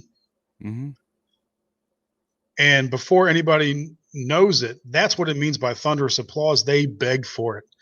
And I've talked about this on Scarif. Do you think people in the empire felt oppressed? No. The terrorists were gone. They got rid of the terrorist. People in the empire, you want to call it, oh man, it's getting late. I got to go soon. But, people want to call themselves rebels. Are you kidding me? You would have been a card-carrying lover of the empire because Emperor Palpatine brought you peace when these terrorists tried to overthrow everything. That's right. You think for a second, you're an idiot, actually. If you think for a second, they would have thought any differently. I guarantee you. And that's what makes the rebellion so powerful, is they were able to overcome that and change hearts and minds. That's what makes them so powerful. But take somebody, if you work at a shipyard, all right. If you work at Kuwait drive yards, and now this person comes, blows you up, who do you think they're going to hate? You think they're going to hate the empire that's giving them a job at the Kuwait drive yards? Or do you think they're going to hate the guy that came in with his X-Wing and blew your shit up? Right. Right. So don't tell me that you're a rebel. Don't tell me how Princess Leia you are. You are the biggest card-carrying lover of the Empire that Emperor Palpatine and Darth Vader could ever hope for. Because you fucking believe every single thing that is fed to you, and that's what was fed to the Imperial citizens for 20 years. So that's who you are. So don't stop calling yourself a rebel, because if you agree with the mainstream media, you're already part of the problem. Well, when the arguments stem from it, when the arguments stem from what they're hearing, what they're parroting from, they ultimately what they do is they end up just telling on themselves, because like I said, with the slightest push and they just fall down like paper tigers. It's the argument in and of itself is weak. The mantra that they're speaking, the things that they're pushing, the different aspects and narratives that are, it's weak, man. It's weak sauce. But we got to go, because it is late on the East Coast. Not so late here in Colorado, but that is okay. Look, man, first and foremost, I know we don't like saying this, but thank you for your service. I want to thank you for coming on. It really meant a lot. Like I said, I put out a couple of invites, and it was something for me that sort of solidified keeping it with the military angle. I put out a couple of invites, and you're my only military guy. So when you came back relatively quick, it sort of solidified what I had already known, was that this is what I wanted to be doing, was talking with other veterans, other active duty members, other first responders, police officers, whatever, that are geeks as well, because it's the non-traditional geeks. And that's primarily what this entire show, almost 3 hours of it, was about, is non-traditional geeks. I want to interview you. I want to talk to you about your life as a police officer, as a firefighter, as a first responder, your time in the military. These different kinds of things I want to put first and foremost in the minds of everybody out there. I don't want to put you on a pedestal, but I want to shine a light on you. I think it's time that we shine lights on those that put other things before themselves. We'll just put it that way. Again, thank you, brother, for coming on. It was a great honor to have you as my first guest. This is Brad from the Scarif Scuttlebutt Podcast. I said it correctly that time. Nailed it. I am tired, but yeah. So give him a follow. Okay. Let me scroll down real quick. It's on Twitter. You can just scroll down here. On Twitter, he is Jedi for Liberty. On Twitter, it is Scarif Podcast. And then, of course, it is Scarif, Scuttlebutt.com. That's where you can find those gentlemen. They do great and wonderful things. And they have a new friend that I still have to hear. I've interacted with her a couple times on Twitter, but I haven't heard her yet, and I need to do that. So, but thank you, my friend. Thank you for coming on. Any last words before we shuffle off into the great unknown? Yeah, no, I want to thank you for having me on again. Thank you for your service as well. And we've done it, so we can talk about it, and that's what it's all about. And, just have these conversations. That's where it starts. That's where it ends. That's where we get better. Just have these conversations, be open to new ideas, be willing to change your mind when presented with new ideas, new facts, and that's how we will get better. So thank you for the plug. I also want to thank you for being a patron to the show, to the Scarif Scuttlebutt. Thank you for that. And please also check out Red 5 Network. That's the number 5, red5network.com. We have a whole bunch of shows. And again, a lot of diverse opinions there. We, personally don't agree with the political beliefs of everybody, but you know what? We all love this geek shit. And that's what we're here to talk about. So please take a look at the red5network.com, and there's a whole slew. I think we're above 20 now. Ro's done a great job putting that together. Please visit red5network.com and check out those podcasts. So thank you again for having me, and be welcome to come on or be happy to come on anytime. Outstanding. Well, real quick, we're just going to go through. If I could take 2 minutes of your time, we're going to go through. I'm just going to give a shout out to everybody who's in the chat. I thoroughly ignored them because this is a conversation, and Yes, let me go ahead and shout these people out. We got Matt Vader 74, Camray, Semi Productions. I'm going all the way to the top. Scarif Scuttlebutt Podcast. Thank you for showing up. We have Backyard TARDIS. We have, who else is on here that I haven't said just yet? Oh, everyone's having a good time. Ro was just, cutting up. Yeah. As he does. There's Salty Nerd Podcast. Salty showed up. Thank you, my friend, for showing up. That is outstanding. Everyone's having great conversations. I'm glad you guys were entertaining each other. I'm not sure. I guess they were paying attention to us too. They're commenting on what we're saying. Yeah, we're in the background chatting. Labels suck. Yes. Okay, so I think Price of Reason showed up. What's going on, man? Thank you very much. Nick, Backyard TARDIS. Yeah. Great guy. Backyard TARDIS and Drunk 3PO. Drunk 3PO showed up. What's going on, man?